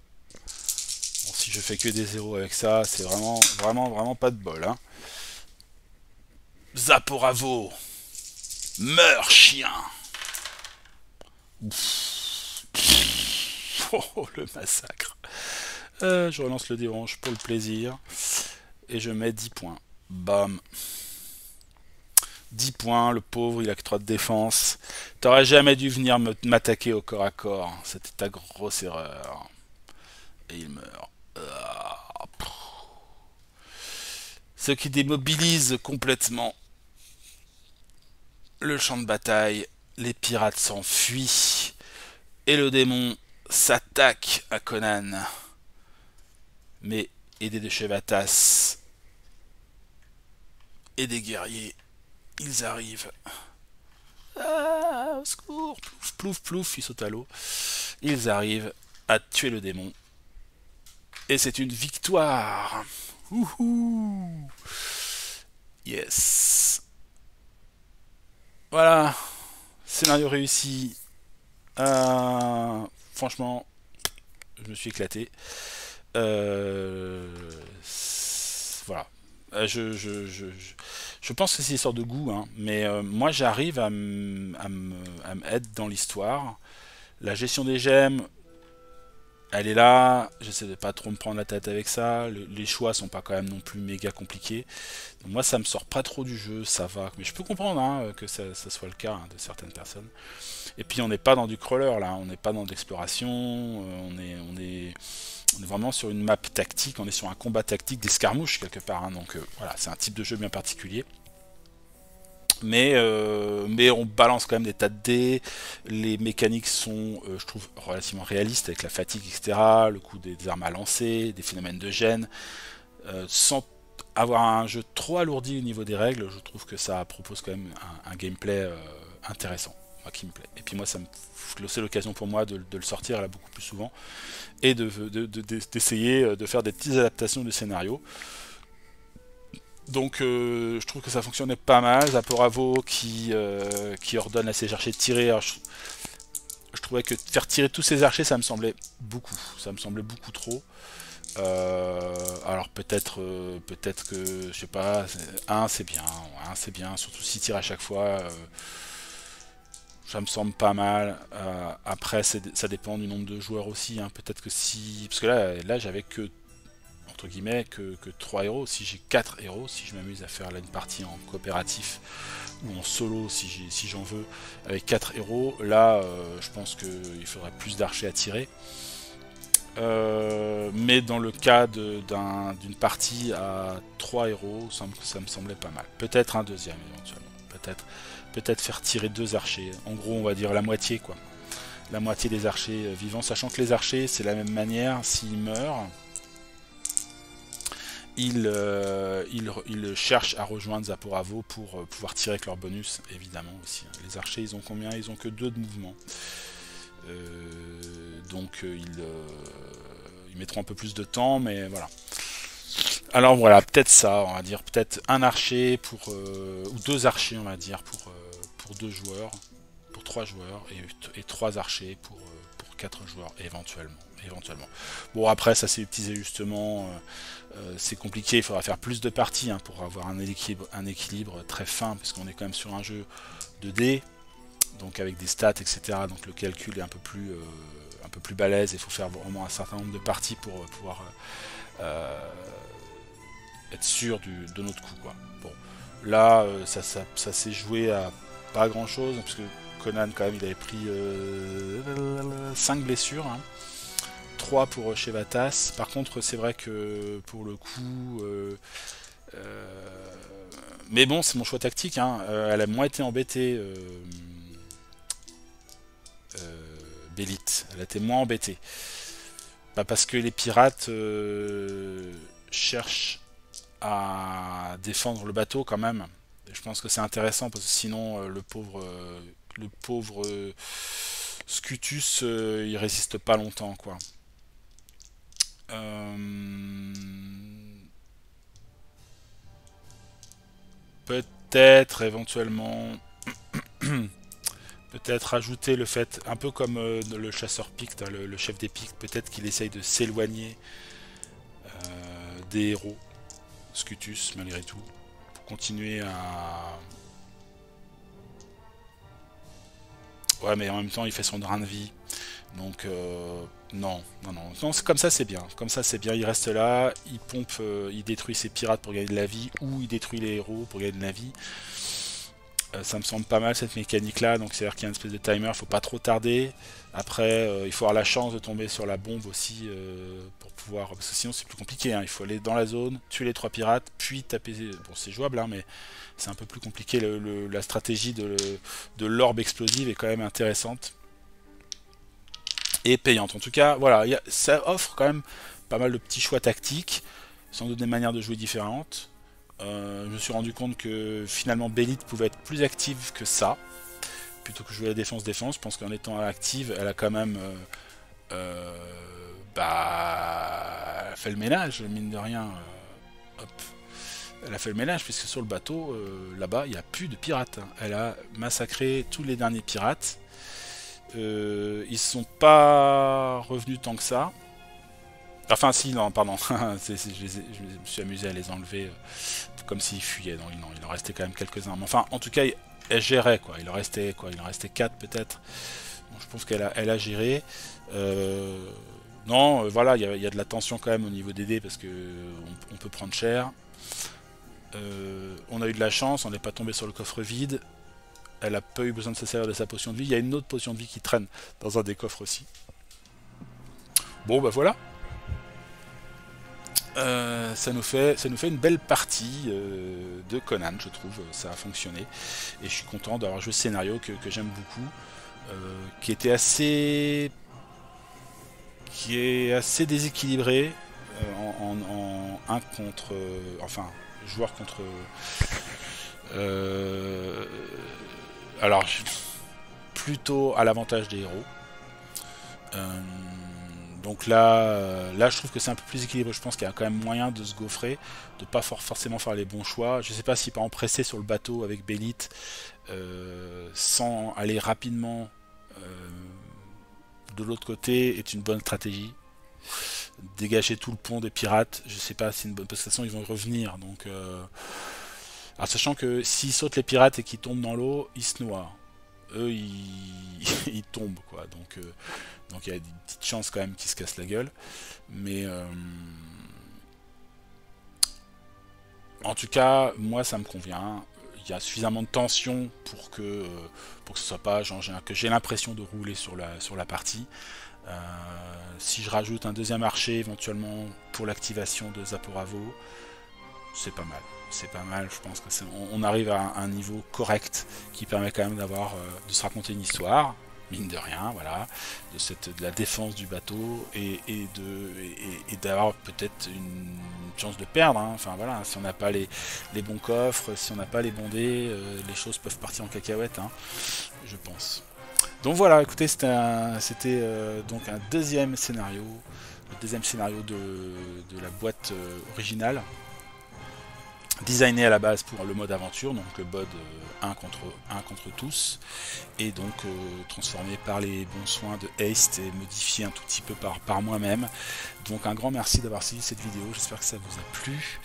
Il y en aura d'autres, des vidéos de Conan, mais je vais avoir des petits...